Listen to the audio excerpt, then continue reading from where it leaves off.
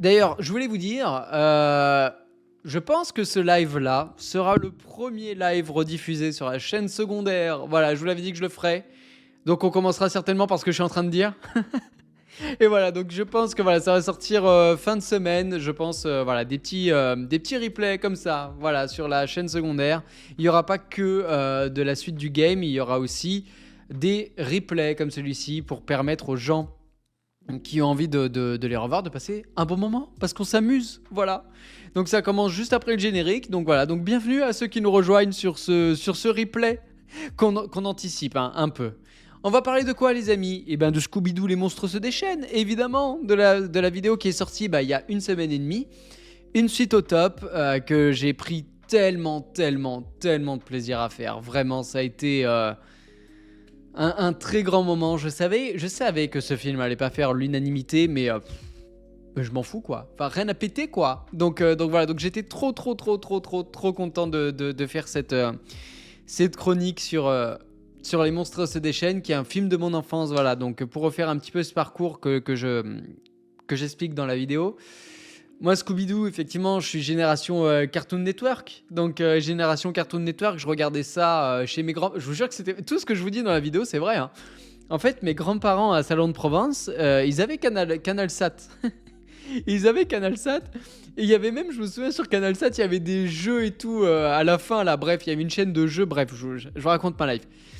Et donc, du coup, ils avaient CanalSat et je passais mes journées à regarder Cartoon Network, un petit peu aussi Canal J. Et finalement, je me rends compte que je regardais très peu Disney Channel. Très peu. C'était vraiment Cartoon Network 80% du temps et 15% Canal J. Et puis un petit peu Disney Channel. Et je sais plus sur quelle chaîne, c'était peut-être Canal J. Il y avait même Malcolm et tout qui était rediffusé à l'époque.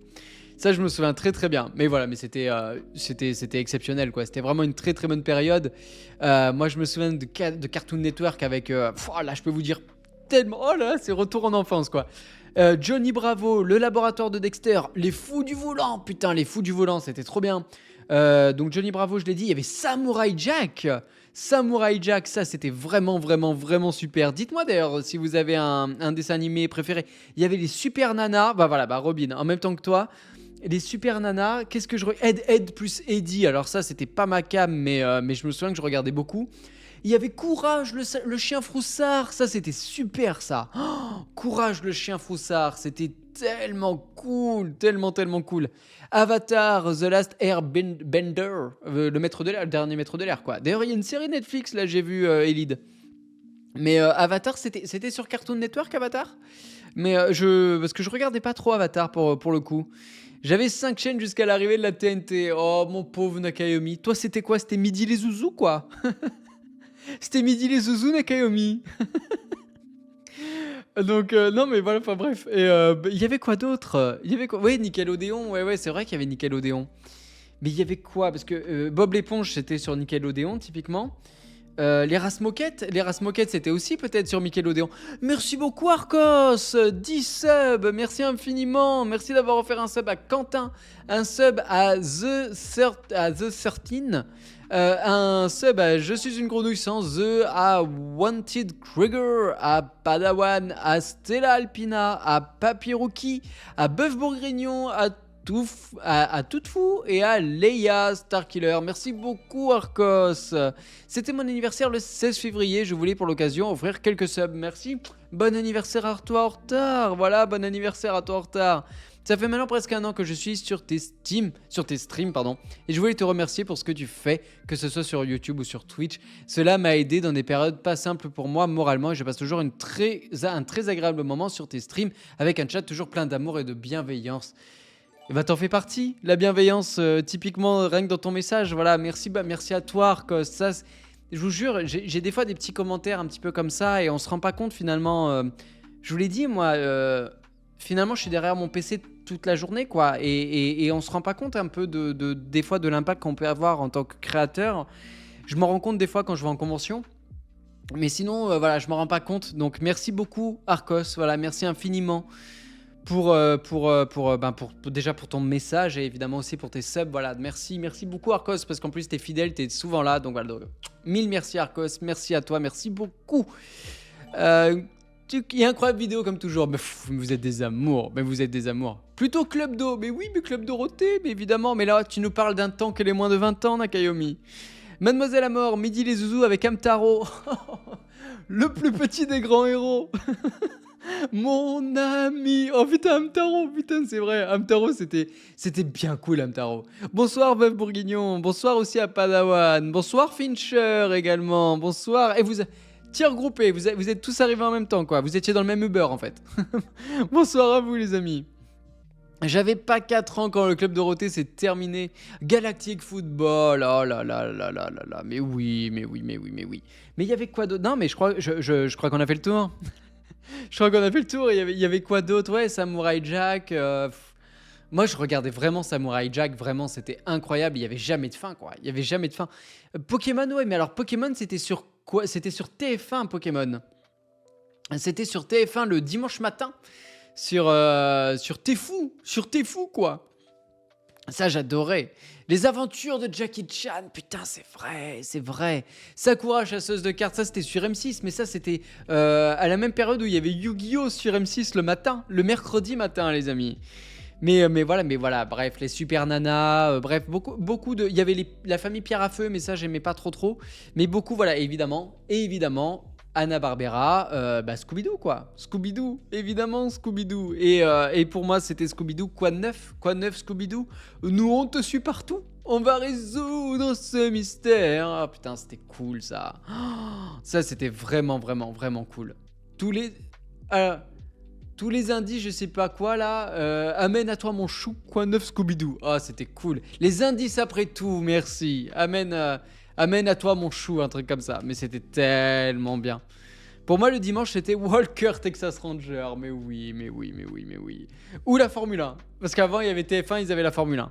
Voilà, on digresse beaucoup. Hein. On digresse beaucoup. Grèce, évidemment. Je sens que ça va venir dans les commentaires. Robin en premier. On digresse beaucoup. Voilà, je crois qu'on a fait le tour. Je me sens vieux avec les minicums. Oh, les minicums. Oh, les minicums qui ont, comment dire, traumatisé toute une génération. Je pense qu'il fallait pas bon s'appeler Mélissa quand on était enfant.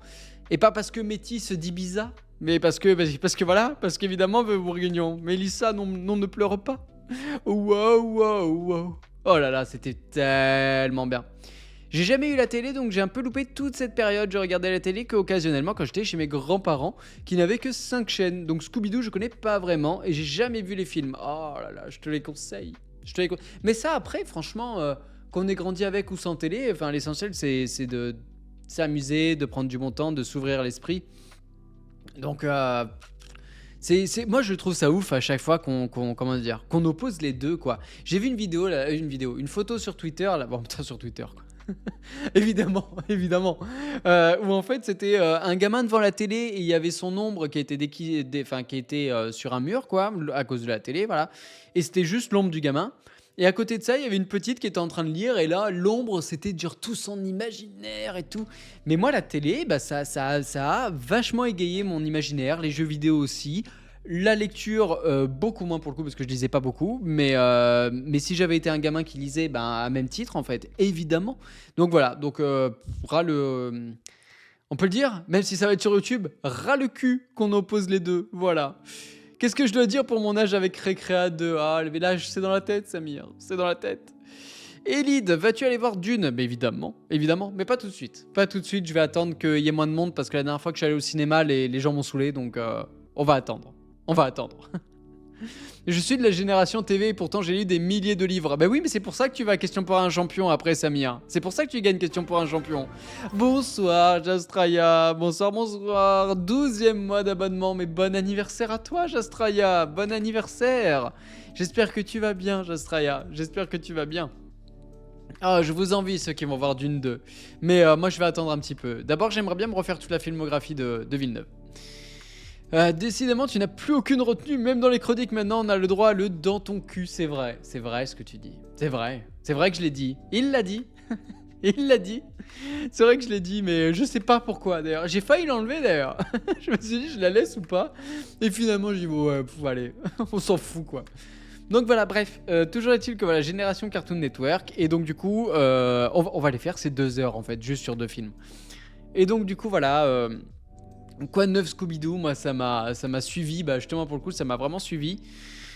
Et, euh, et voilà, et ça a été exceptionnel pour moi. Ça a été vraiment une super enfance, une super adolescence autour de Cartoon Network. Et c'est pour ça que ça m'a amené, quand j'étais enfant, ouais, j'étais plutôt enfant, parce que 2002-2004 pour les films, donc j'avais 9 ans, à découvrir ces films-là. Et je me souviens que quand j'étais gamin, bah, je surkiffais, quoi. Je surkiffais. Le un peu moins, bizarrement. J'ai plus d'affect pour le 2. C'est d'ailleurs pour ça que je ne suis tout top ou quoi? J'ai plus d'affect pour le 2 que pour le un, mais déjà. Alors. Déjà parce que c'est celui que j'avais en DVD. Tout ce que je vous dis dans la vidéo, c'est vrai, hein. Mon père l'avait gravé sur un DivX. Et donc du coup, j'avais que celui-là en DVD. Et je sais pas pourquoi. Je sais pas. Je saurais pas vous expliquer pourquoi. Mais jusqu'à mes 15-16 ans, ça a été mon film. J'avais ça et Le Monde de Nemo. Voilà, je vous dis, j'ai deux films comme ça. J'ai ça et Le Monde de Nemo, où c'était des films où, quand j'avais envie de regarder un film, mais que j'avais pas envie de me prendre la tête à découvrir quelque chose de nouveau, je sais pas, c'était mes petits films un petit peu, mes petits films doudous, les films que je prenais plaisir à revoir, quoi, tout simplement. Et voilà, et ça a été un kiff et j'ai adoré les revoir. J'ai passé mon adolescence à les revoir. Avec le temps, j'ai plus de facilité à revoir Le Monde de Nemo que à revoir Scooby-Doo 2, mais voilà, ça fait partie de ces films-là. Et oui, les DivX, les amis, les DivX. J'avais même des VHS, moi, à l'époque. Des VHS où j'avais le premier Âge de glace, je l'avais sur VHS piraté. Voilà. Moi, c'était Spirit et Shrek 2. Oh, mais Shrek 2, mais oui. Mais Shrek 2, j'avais un petit peu ça aussi. Vraiment, Shrek 2, ça a vraiment été mon film, un film qui me donnait le smile aussi. Vraiment, je l'ai vu beaucoup de fois, beaucoup trop de fois d'ailleurs, Shrek 2. Je l'ai vu énormément, énormément, énormément, énormément.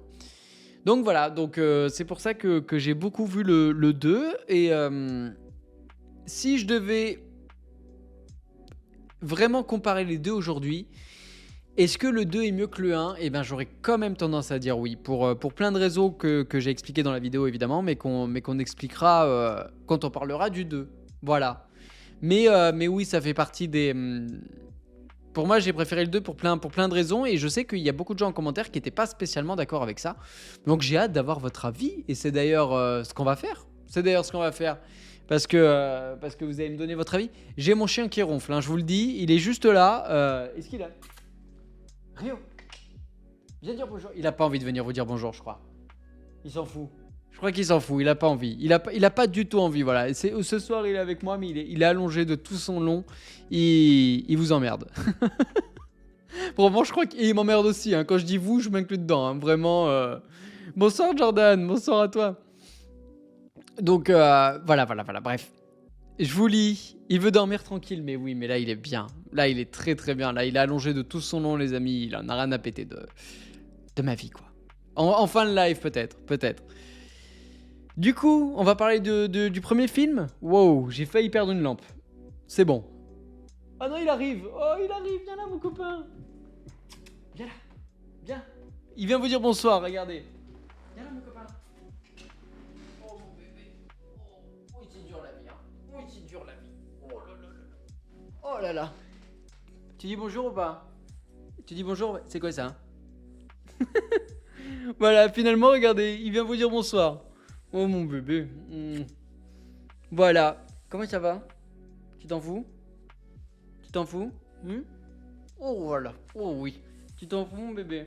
Je crois qu'il s'en fout. Regardez, il a juste envie d'une seule chose, c'est d'aller se reposer, le pauvre. Allez, je te laisse tranquille, va. Allez. Oh, voilà, mon bébé. Bon, bah j'ai pas le droit à mon bisou, par contre. Bah voilà, bon écoutez, au moins vous l'avez vu. La bonne bouille, mais... Non mais j'adore ce chien, je vous jure, quand je l'engueule, des fois... Je vous raconte ma vie, hein. Mais quand je l'engueule parce qu'il fait une bêtise, il me regarde et en fait, il a un léger strabisme, mais vraiment léger.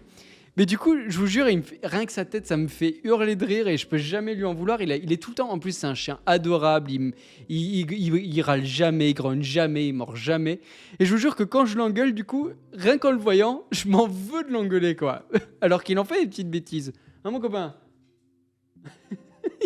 J'adore ce chien. Bref, excusez-moi. Et Bouddha est toujours là. Bouddha est toujours là, on l'embrasse d'ailleurs. On l'embrasse, évidemment. Évidemment. Voilà, on est sous la protection de Bouddha et... je suis sous la protection de Bouddha et de Rio. Bref, on digresse tellement ce soir. Salut Romain, bonsoir à toi Donovitch, bonsoir à toi. Il t'est arrivé quoi pour qu'il n'y ait pas de stream mardi dernier? Tournage les amis, tournage de la prochaine chronique. Voilà, de la prochaine chronique. Je vous montrerai une photo en fin de live. Tout ça pour vous dire que... trop de choses, wow, ça va trop vite dans ma tête, il y a trop d'idées pour un petit cerveau. Scooby-Doo, le premier film sorti en 2002, réalisé du coup comme le 2 d'ailleurs, comme le 1 et le 2, réalisé par Raja Gosnell. C'est pas le meilleur des réalisateurs qu'on connaisse, d'accord. Raja Gosnell, à titre de comparaison, c'est Maman je m'occupe des méchants, qui est du coup le troisième opus de Home Alone, enfin de Maman j'ai raté l'avion. Et je déteste, je vous jure, je sais pas pourquoi je dis les noms en anglais, je déteste ça, je me déteste. Donc du coup, Home Alone 3, donc Maman je m'occupe des méchants, qui... Alors, c'est soirée confession ou quoi? Confessions intimes. À la base, vous savez que j'ai fait une chronique, c'était ma deuxième vidéo sur Maman j'ai encore raté l'avion. Et à la base de la base, j'étais persuadé que j'allais faire sur Maman je m'occupe des méchants. Je regarde le 1, très bon souvenir. Je regarde le 2, je me dis, oh, bah c'est très copié-collé sur le 1, mais bon souvenir quand même. Et je regarde le 3, et je m'attendais à une grosse bouse, quoi. Mais vraiment une grosse bouse. Et ben franchement, ça se regarde, quoi. C'est vraiment pas si mauvais que ça. C'est pas exceptionnel, d'accord, mais c'est pas une suite de trop, quoi. Et donc du coup, j'ai préféré me dire, ok, concentre-toi sur le 2, il y a peut-être plus de choses à dire sur l'aspect copier-coller, tout ça. Donc voilà, le 3, plutôt bonne surprise, quoi. Merci beaucoup Timo, merci 8e mois d'abonnement, merci, excellente vidéo, merci beaucoup. Jordan, la vidéo était géniale et j'ai eu très peur quand j'ai vu la miniature. En premier lieu, je pensais que c'était une suite de trop et j'étais triste. Oh, mais non, Jordan. Mais merci beaucoup pour vos retours sur la vidéo, les amis. Merci infiniment. Et merci beaucoup, Jastraya, pour tous ces beats. Vous savez ce que je vais dire? Vous savez très bien. C'est Jastraya qui a la plus grosse beat ce soir. Merci beaucoup pour toutes ces beats. Merci infiniment, Jastraya. Merci beaucoup. Donc voilà, Raja Gosnell a réalisé Maman je m'occupe des méchants, mais derrière, c'est là que ça se gâte parce qu'il y a Big Mama, il y a eu les 2 Scooby-Doo, et après il enchaîne avec alors je dis pas dans l'ordre parce qu'il y a des films que je connais pas, mais il y a le Chihuahua de Beverly Hills. Vous allez voir, il est très animal, il est très chien finalement, entre Scooby-Doo, le Chihuahua de Beverly Hills, et en 2018 il a fait le Dog Show. J'ai vu la bande-annonce, ça a l'air horrible, mais je pense qu'il y a quand même moyen de passer un bon moment tellement ça a l'air mauvais, vous voyez. Merci beaucoup Fincher, merci beaucoup, oh là là, mais toi aussi, merci pour tes 8 bits. D'un bit, t'as la plus grosse bite ce soir, merci beaucoup, puis très belle licorne, très belle licorne, on apprécie beaucoup son nez. Merci beaucoup Fincher, merci oh, Jastraya qui surenchérit. Mais qui peut le stopper? Oh là là, merci Jastraya pour tes 100 bits. Oh là là. On était sur du 1 bit, tout se passait bien. Il y a eu 7 bits, puis 8. Et là, Jastraya, il a dit rideau. Il a dit, moi, c'est 100 bits ou rien. Oh, Fincher. Mais qu'est-ce que vous faites pour ce premier... C'est la première rediffusion sur YouTube, les amis. Hein. Donc, oh là là, mais vous êtes des fous. Mais merci infiniment. Du coup, c'est Fincher qui récupère la plus grosse bite. Vous êtes dingue. Mais merci beaucoup. Bataille de beats. Oh là. Oh, oh mais j'en peux plus. Oh là là. Mais merci Jastraya pour tes 417 bits. Merci infiniment. Mais vous êtes fous. J'ai jamais vu autant de bits en si peu de temps. En moins d'une minute, on a vu quoi? 600 bits? Je vous jure, j'ai jamais vu ça. J'ai jamais vu autant de bits en j'en peux plus. Oh là là. Tant que le beat c'est bon. Oh oui, pas mal de nos bits. Oh là là. Tu rediffuses, sérieux, tu rediffuses sur la chaîne principale ou une chaîne dédiée sur la chaîne secondaire à la suite du game, les amis. C'était en tout cas très belle bataille de beats, mais là je pense que Jadstraya, là y a plus personne qui peut te suivre là. Merci beaucoup les amis. Oh là, vous m'avez offert un vrai fou rire. Ah, ça faisait longtemps. Merci beaucoup, merci les amis, merci infiniment pour cette belle bataille de beats. Faut pas lapsuser, hein, parce que on est très très proche du lapsus, mais faut faire attention. Ça manque de beats ce soir, quelqu'un peut en rajouter. T'es gourmand, Robin, t'es gourmand. Oh là là, oh, j'en peux plus. Je sais plus où j'en étais, je suis perturbé, voilà, je sais plus où est-ce qu'on en était. Oh là là, oui, pas mal. Coucou, tu veux voir mon fils? Ah putain, du coup, je vois Dobby maintenant. Ah, c'est terrible. Merci infiniment. Merci pour, comme dirait Valérie, merci pour ce moment. Voilà. Bref, Raja Gosnell, du coup, pas le meilleur réalisateur qui existe, on va pas se mentir. Et malgré tout, il a fait Scooby-Doo pour lequel j'ai une tendre affection, voilà, que ce soit le 1 ou le 2. Mais je pense que si la tendre affection, elle est là, c'est surtout parce que James Gunn, parce que l'écriture, c'est James Gunn, évidemment. Oh, mais t'inquiète pas, Samir, il y a pas mal de gens qui ne les ont pas vus, ne t'en fais pas. Donc du coup, James Gunn à l'écriture. James Gunn, moi, que je connaissais, que pour Scooby-Doo, mais que maintenant, entre-temps, j'avais vu surtout son film Super, que moi, j'ai super bien aimé, quoi. Et je dis pas ça parce que super, quoi. Non, vraiment, j'ai super bien aimé Super, je vous le conseille vraiment. Et puis évidemment, derrière, les Gardiens de la Galaxie, 1, 2 et 3. Et puis maintenant, qui sait, le prochain Superman. Voilà, il a fait aussi The Suicide Squad, qui est pour moi largement meilleur que le premier. Mais est-ce qu'on peut faire pire? Je suis pas certain. Donc voilà. Tu as regardé les Sevens, Dragons catalans contre Londres. Je sais pas du tout ce que c'est. Seven, pour moi, c'est... Si t'enlèves le S, c'est... Ah, le Seven, le rugby, pardon. Oui, je regardais, oui, à défaut de regarder l'équipe de France qu'on fasse à l'Italie ou à défaut de regarder l'URCT, oui, j'ai regardé. J'ai regardé avec le très bon Antoine Dupont. Oh là là, je suis très content pour lui d'ailleurs. Voilà, on dévie clairement. Voilà, désolé, voilà, fan de rugby évidemment. Mais bien sûr que j'ai regardé. James Gunn qui a été formé chez Trauma Productions et dont le premier film est une adaptation de Roméo et Juliette version Trauma. Et je l'ai jamais vu, Robin. Jamais vu. Est-ce que tu feras une chronique sur un des films du MCU, les Gardiens de la Galaxie par exemple? Alors peut-être pas les Gardiens, mais ouais, je pense qu'on va parler un jour du MCU. Je pense. Je suis quasiment sûr. Je suis quasiment sûr que nous avons affaire à un serial killer.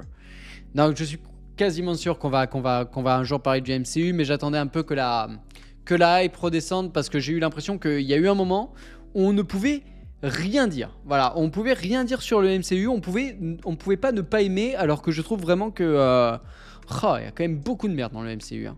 Vraiment beaucoup de merde. Oui, là c'est la phase de trop, carrément la phase de trop. Après Endgame pour moi, même Endgame déjà, bon voilà. Mais après Endgame, c'est fini, c'est ciao. Bref, du coup James Gunn, que je vous conseille quand même son film Super, et j'ai appris récemment que pour le 1, il y a une R-Tate, une R-rated là, une version gore quoi de Scooby-Doo que j'aurais trop aimé voir quoi. J'aurais trop, je pense qu'il y en a assez. J'aurais vraiment aimé le voir, vraiment. Mais voilà, bref, beaucoup de tendresse pour ce premier opus, pour ce premier épisode de Scooby-Doo. Mais je me rends compte que j'ai beaucoup parlé. Et ce qui compte dans ces soirées-là, on drague, on danse toi-même, tu sais pourquoi, Yannick? Oh Yannick, ça faisait 2 semaines. Yannick, on t'embrasse. On t'embrasse Yannick. C'est à vous de voter les amis. C'est à vous, c'est parti dans le chat. Une note entre 1 et 10 pour ce premier Scooby-Doo. Donc attention, vous l'écrivez en chiffres les amis. À partir de maintenant, tous les chiffres que vous mettez dans le sondage, dans le chat, ça compte pour une note. Voilà, donc attention à vous. Attention. Et moi aussi, je vais vous donner une note. J'attends un petit peu.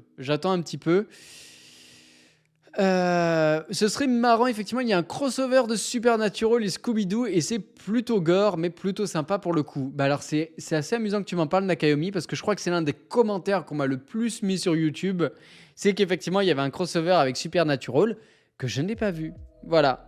Bonsoir Neoti Mimi, merci beaucoup pour ta note, merci beaucoup pour ta première fois parmi nous, bienvenue. Bienvenue. Ça marche les chiffres romains. Mais tu sais que j'ai failli faire la blague, la petite termite. Mais on a le même humour ou quoi? Mais on a le même humour, la petite termite.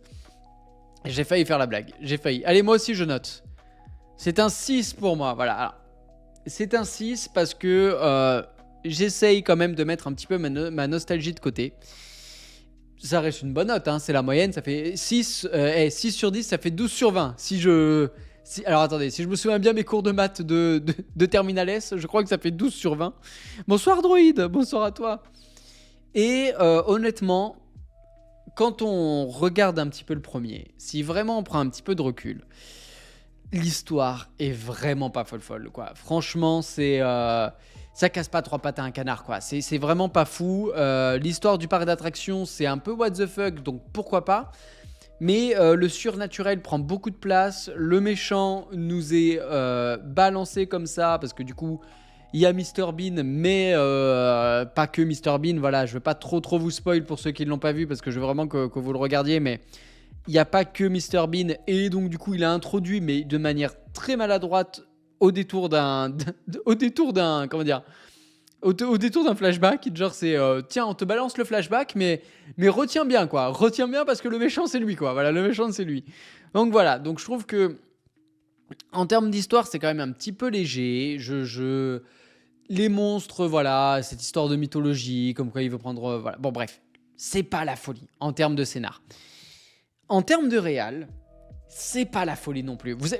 Attendez, les bons points arrivent, mais avant ça, bonsoir, merci Néo, merci beaucoup. Bonjour tout le monde, je fais partie de la masse silencieuse, mais il fallait que je mette une note pour le cultissime Scooby-Doo. Ben, merci pour ta participation, merci infiniment. Et bonsoir Zlob, bonsoir. N'hésitez pas, voilà, à faire comme Donovitz, n'hésitez pas à me marquer votre avis sur le film, évidemment. Et si vous voyez que je vous ai sauté, en tout bien tout honneur évidemment, que je vous ai sauté parce que je lis un avis plus récent, n'hésitez pas à le copier-coller. Vous faites comme chez vous, vous êtes à la maison. Voilà. Le scénario, c'est au niveau du dessin animé. Alors, bonsoir Sarah déjà, bonsoir à toi. Alors, oui et non, dans le sens où moi, il y a quelque chose... Après, je pense que c'est une question de sensibilité.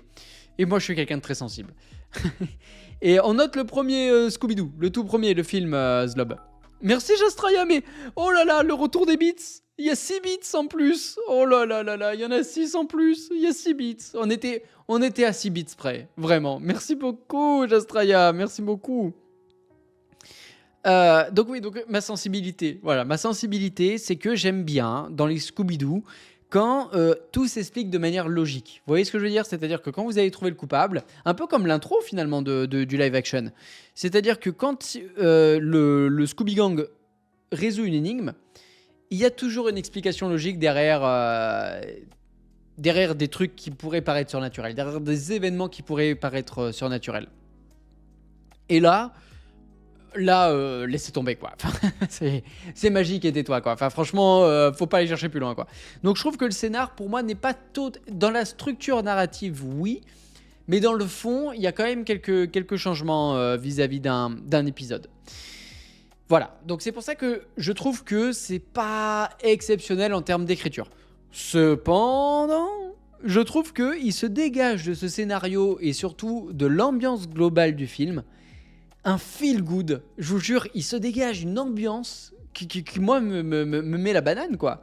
Vraiment me met la banane quoi. Comme Renaud, toujours la banane quoi, toujours debout. Et vraiment ouais, c'est quand on est gamin, ça il y a des blagues drôles, on se laisse porter quoi, on se laisse porter. La réal est pas complexe quoi, enfin pas du tout même. Mais la réal voilà est plutôt classique donc ça se suit bien. Et les décors par contre, les décors sont vraiment très très bons. Les décors sont vraiment très très bons. Donc c'est Bill Boss au décor, donc Bill Boss qui a travaillé sur avec Tim Burton notamment sur Sleepy Hollow, voilà donc un super travail quoi. Moi je me souviendrai toujours du passage de la maison hantée. Voilà, moi ça c'est un passage de la maison hantée, alors que dans le fond vraiment quand quand on décrypte un petit peu ce qui se passe dans la maison hantée du 1, bah, c'est un peu de la merde, quoi. Enfin, vraiment, si on est vraiment franc 2 secondes, soyons francs 2 secondes, ok? J'enlève le gamin qui est en moi. Il rentre dans la maison hantée, ils se séparent, évidemment. Scooby et Sammy se font attaquer par des saucisses mécaniques. Déjà rien que ça, ok? Vera et Fred, ils se font attaquer par des haches qui vacillent comme ça. Donc, d'où déjà, dans une maison hantée, d'où il y a ça. Et Daphné, bah c'est Daphné, quoi. Voilà, donc Daphné, elle se fait prendre sur son petit train. Pas de titre. C'est pas un titre. Elle se fait prendre sur son petit train et elle se fait amener vers des épées, quoi. Et après, elle s'en sort et elle trouve au milieu de nulle part le petit artefact là, qui est là, posé au milieu de on sait pas quoi. Et en fait, quand elle le prend, ça se referme. Mais bon, elle arrive quand même à sauter. Et bah, ça va, quoi. Ça se refermait, mais pas trop vite, quoi. Donc, dans le fond, je trouve que ce passage, si on regarde que sur le scénar, bah, c'est un peu de la merde, quand même. Enfin, je veux dire, c'est nul à chier, quoi. Et pourtant, je sais pas par quelle magie, mais à l'écran, c'est trop cool, quoi. À l'écran, ça passe trop bien. C'est trop cool. Voilà. Donc, je sais pas, c'est la magie de ce film. C'est que sur le papier, la réal ou le scénar, il y a rien qui va. Parce qu'en plus, il y a plein de scènes coupées. Du coup, des fois, il y a des scènes qui ont été coupées. Notamment le fait que Vera, en fait, elle se fasse un petit peu hypnotiser, que ce soit plus la Vera comme on la connaît. C'est pour ça qu'à un moment, elle a une nouvelle coiffure. Sauf que dans le film, cette scène-là a été coupée. Donc, on la retrouve avec sa nouvelle coiffure. Et on ne sait pas pourquoi elle a cette coiffure-là. Et voilà, donc il y a tout qui fait que le film ne devrait pas marcher. Et je sais pas comment c'est possible, mais ça fonctionne, quoi. Et ça passe. Je me suis claqué la cuisse, je me suis fait mal. Voilà, je me suis fouetté tout seul. Je me suis claqué tout seul. Non, mais vraiment, mais ça passe, quoi. Et je sais pas par quel miracle, mais ça passe. Allez, je vous lis, les amis. Je vous lis Donovitz qui nous disait: j'ai un bon souvenir du premier, même si c'est plus dû, je pense, au côté nostalgique avec le casting. J'en parle juste après du casting. Pourquoi juste après?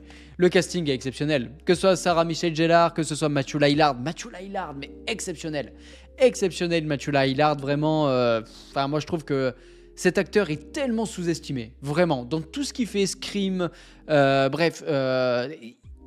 Tout ce qu'il fait, c'est sous-estimé pour moi, Matthew Lillard. Vraiment, je comprends pas pourquoi il a pas eu une meilleure carrière que ça. Mais bon, bref.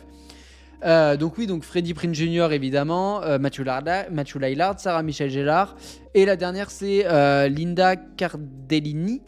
Je crois que c'est ça. Linda Cardellini, un truc comme ça. Mais c'est la moins connue de tout le Scooby Gang. Mais en fait, tout ouais, c'est ça, merci Nakaomi. Mais tout passe très bien, quoi. Tout le casting est exceptionnel. Le casting est très bien. Voilà, bref. Donc je me permettais de rebondir sur toi, Donovitz, en toute amitié, évidemment. Freddie Prinze Jr. dans ses teen movies est l'acteur qui joue Sammy dans le film Scream, sans oublier Mr Bean. Ce sera 6 pour moi aussi. Ah là là, mais oui, Mr Bean, exceptionnel. Exceptionnel en méchant. Alors, sa première apparition, voilà. Donc, c'est Rowan Atkinson, il me semble. C'est pas Mr. Enfin, parce qu'il s'appelle pas Atkinson, voilà. C'est pas vraiment Mr Bean, hein, son vrai prénom, hein, évidemment. Même si moi, je l'appellerai toute ma vie Mr Bean, quoi. Voilà. Mais oui, exceptionnel. Exceptionnel. Voilà, merci Zlob. C'est plus facile quand c'est écrit. Rowan. Alors, non, à mon avis, il y a le A en trop là. Mais voilà, bref, c'est un truc comme ça, ok. De toute façon, je vais pas lui écrire tout de suite. Voilà, donc on l'embrasse en tout cas. On l'embrasse. Je lis qui? Je lis Robin. J'ai tellement de choses à dire. Bah, ça tombe bien, on a toute la soirée. Le film Scooby-Doo, c'est toute mon enfance. Je trouve l'animation du chien réussie. À défaut d'avoir bien animé les créatures, quoi. Ah, les créatures, c'est terrible. Bah, tout le reste, d'ailleurs. Il n'y a que le chien qui est bien animé. Oh, le reste, c'est horrible. Horrible. Bref. Il y a une belle ambiance. Vaudou, version enfantine. L'alchimie entre les personnages fonctionne. J'adore le duo Sammy-Scooby-Doo. Même l'humour, ok, ça ne vole pas très haut. Mais ça me fait rire. Et quand je revois la scène de bataille de paix et d'euro entre Sammy et Scooby, je me demande encore comment Marvel, Disney, Warner et DC ont été convaincus d'embaucher James Gunn après avoir vu ça. Mais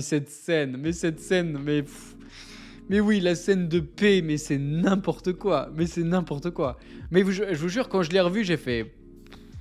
Oh, c'est lourd, quoi. Oh, les lourdos, quoi. Mais ouais, mais ça passait, quoi, à l'époque. Ça passait, et gamin, je suis sûr que gamin, alors je m'en souviens pas, mais gamin, je suis sûr que j'adorais cette scène. Voilà, mais je m'en souviens pas, donc je suis pute. Voilà, je suis pute complètement. Mais ouais, mais oui, il y a plein de scènes comme ça où... Il y a plein de scènes comme ça qui sont hyper bancales mais qui fonctionnent, quoi. Le mec aussi, alors qui est juste là pour dire en clair je suis un suspect potentiel, mais le mec vaudou là, sur sa plage, pareil, il sert à rien, le mec. Franchement, il y a plein de choses qui servent à rien. Il y a plein de choses qui servent à rien. Et pourtant ça fonctionne, quoi. Voilà, pourtant ça fonctionne. Nakayomi qui nous dit: le premier Scooby-Doo est au final une parodie de la série animée originale avec des personnages caricaturaux au caractère parfois capillotracté et des gags qui tombent à plat. Il s'éloigne de l'ADN de la franchise en mettant en scène de vrais monstres avec du fantastique. Les choix de chansons ne sont pas vraiment à mon goût. Cependant, le visuel est plutôt agréable et le casting est plutôt bon dans l'ensemble. Mais ça reste un ratage pour moi, à la limite d'un Dragon Ball Evolution. Ah, t'es dur. T'es dur, Nakayomi. Je te connais bien et c'est pas souvent que tu l'es, mais là t'es très dur. Là, t'es très très dur, Nakayomi. Jordan, toute mon enfance, film qui a vu le jour 2 mois avant moi. Il a plein de défauts, moins présente dans la suite, mais cela ne m'empêche pas de pouvoir le regarder chaque année. Casting 4 étoiles venant majoritairement du slasher. En plus de parler aux petits, tu le comprends en grandissant. Des effets visuels plus que corrects pour Scooby, tu as fait bien de préciser, pour l'époque. Je pourrais continuer longtemps, mais je termine en disant 7. Et bah c'est très bien, bah merci Jordan. Slonitter, c'est drôle parce que ce Scooby-Doo c'est un gros moment de nostalgie pour moi. Il est nul, mais je le regarde quand même avec une petite tendresse. Bah c'est bien résumé ça. J'aime bien cette phrase. Il est nul, mais je le regarde avec tendresse. J'aime beaucoup. Un peu comme un chien un peu bête. Ah bah c'est pas mal ça. Chien, Scooby, métaphore, humour, tout ça. Oui, tout ça. On aime l'humour ici, hein. C'est pour ça qu'on s'entend bien. Je me souviens surtout des ajouts magiques que je trouvais déjà cons étant gamine, qui m'avaient sorti du film, mais globalement c'est drôle et il m'en fallait pas plus à l'époque. Et ben merci beaucoup Sloniteur. Zlob, j'ai beaucoup aimé ce film, l'esprit du cartoon est bien présent, on ressent de l'alchimie entre les acteurs, il n'y a que la révélation de fin qui m'a déçu. Complètement d'accord aussi, voilà. Arcos, on va être d'accord Arcos. Je trouve l'intro vraiment bien, on retrouve très bien l'esprit des dessins animés, jusqu'à l'arrivée sur l'île et l'apparition des premiers monstres, les FX sont vraiment mal vieillis, dans le 2 aussi d'ailleurs, je trouve le casting au top. Alors, et ben justement, moi c'est là, je vais rebondir, voilà, je rebondis sur tout le monde ce soir, d'accord ? Vous êtes des trampolines, voilà, on s'éclate quoi, je suis au trampopark quoi, donc... bref, là où je suis complètement d'accord avec toi Arcos, c'est que l'intro... Pour moi, c'est tout ce que j'attendais d'un film Scooby-Doo, quoi. C'est-à-dire que vraiment, c'est une scène finale avec un petit skate et tout, avec de l'humour, avec beaucoup de choses qui fonctionnent bien. Il y a cette révélation de ouais, bah lui il vole, mais en fait s'il vole, c'est parce qu'il a de l'hélium et tout. Et en plus, à la base, ça devait être lui le méchant d'ailleurs du film, parce qu'il dit je reviendrai me venger, nanana, et c'est un mytho. D'ailleurs, c'est un gros mytho le mec. Voilà, c'est un gros mytho parce qu'on le revoit jamais, même pas dans le 2. Mais merci d'être passé, voilà. Non, c'est vrai, on le revoit pas, mais à la base, ça devait être lui. Voilà. Malone, vraiment ces films qui ne devraient pas marcher, mais ça marche, ça me fascine. Il y en a beaucoup comme ça. On pourrait en citer d'ailleurs. D'ailleurs, dites-moi, un film qui fonctionne, qui ne devrait jamais marcher, mais qui fonctionne, tiens. Je suis sûr on peut en trouver. C'est des films comme ça un petit peu pour lesquels on a une tendresse, mais dites-moi un film qui pour vous ne devrait pas du tout fonctionner et qui fonctionne. Passenger, pas mal Passenger. Van Helsing, carrément Van Helsing. Malignant, alors je l'ai pas encore vu. Dragon Ball Evolution, on a dit qu'il fonctionne Nakayomi. On a dit qu'il fonctionne. La suite de trop... C'est vrai que ça devrait pas fonctionner ça. Je comprends pas comment ça marche. Je comprends pas. En eau trouble, ah ouais alors le 1 parce que le 2... Le 2, il est terrible. Le 2, il est horriblement nul. Les sous-doués passent le bac, mais oui. Underworld, mais oui. Mais en fait, vous avez plein d'idées. Mais moi, j'ai pas de pétrole et j'ai pas d'idées, quoi. Mais vous en avez plein. Mais attendez, je vais en trouver un aussi, moi. Un film qui devrait pas fonctionner, mais qui fonctionne. Dinotopia. Oh là là, mais la claque que je viens de me prendre. Dinotopia, mais oui. Ah bah si, bah Voyage au centre de la Terre, avec bah justement le premier Voyage au centre de la Terre avec Brendan Fraser, ça devrait pas marcher ça. La soupe aux choux, mais oui. À la vie aquatique, moi j'ai pas aimé pour le coup Arty, mais je vois ce que tu veux dire. Complètement d'accord. Les tuches, ouais. Alien versus Predator, mais oui. Mais oui. Oh là là là là, mais vous avez Twilight, ouais, premier du nom, on est d'accord. On est d'accord. Frat Night, ok. Mais vous avez plein d'idées en fait. Et bonsoir Mamiaka, c'est vrai, bonsoir à toi. Tout Quentin Dupieux. Ah. Bah Quentin Dupieux, c'est un peu fait exprès. Genre Rubber, c'est what the fuck quoi. Rubber. J'ai pas vu d'Ali encore, mais j'ai beaucoup aimé Yannick. Yannick d'ailleurs. On t'embrasse, on t'embrasse Yannick. C'est pas le même, mais voilà, mais on l'embrasse quand même. La classe américaine, mais oui, mais carrément, mais vous avez tellement d'idées. Oh. Mais il y a des films comme ça qui devraient pas marcher et qui fonctionnent quoi, et qui fonctionnent. Je cherche d'autres films. Je cherche d'autres films. Deux références à Yannick ce soir, c'est vrai. Ghost. Mais alors, putain, c'est drôle que t'en parles, Samir, parce que Ghost, ouais, moi aussi, je trouve que c'est hyper cliché et tout, et pourtant, tout fonctionne, quoi. Ouais, Zorro avec Antonio Banderas, alors ça, c'est drôle aussi que t'en parles, parce que c'est vrai qu'il y a un petit côté kitsch, mais j'adore le 1. Même le 2, le masque de Zorro était pas mal.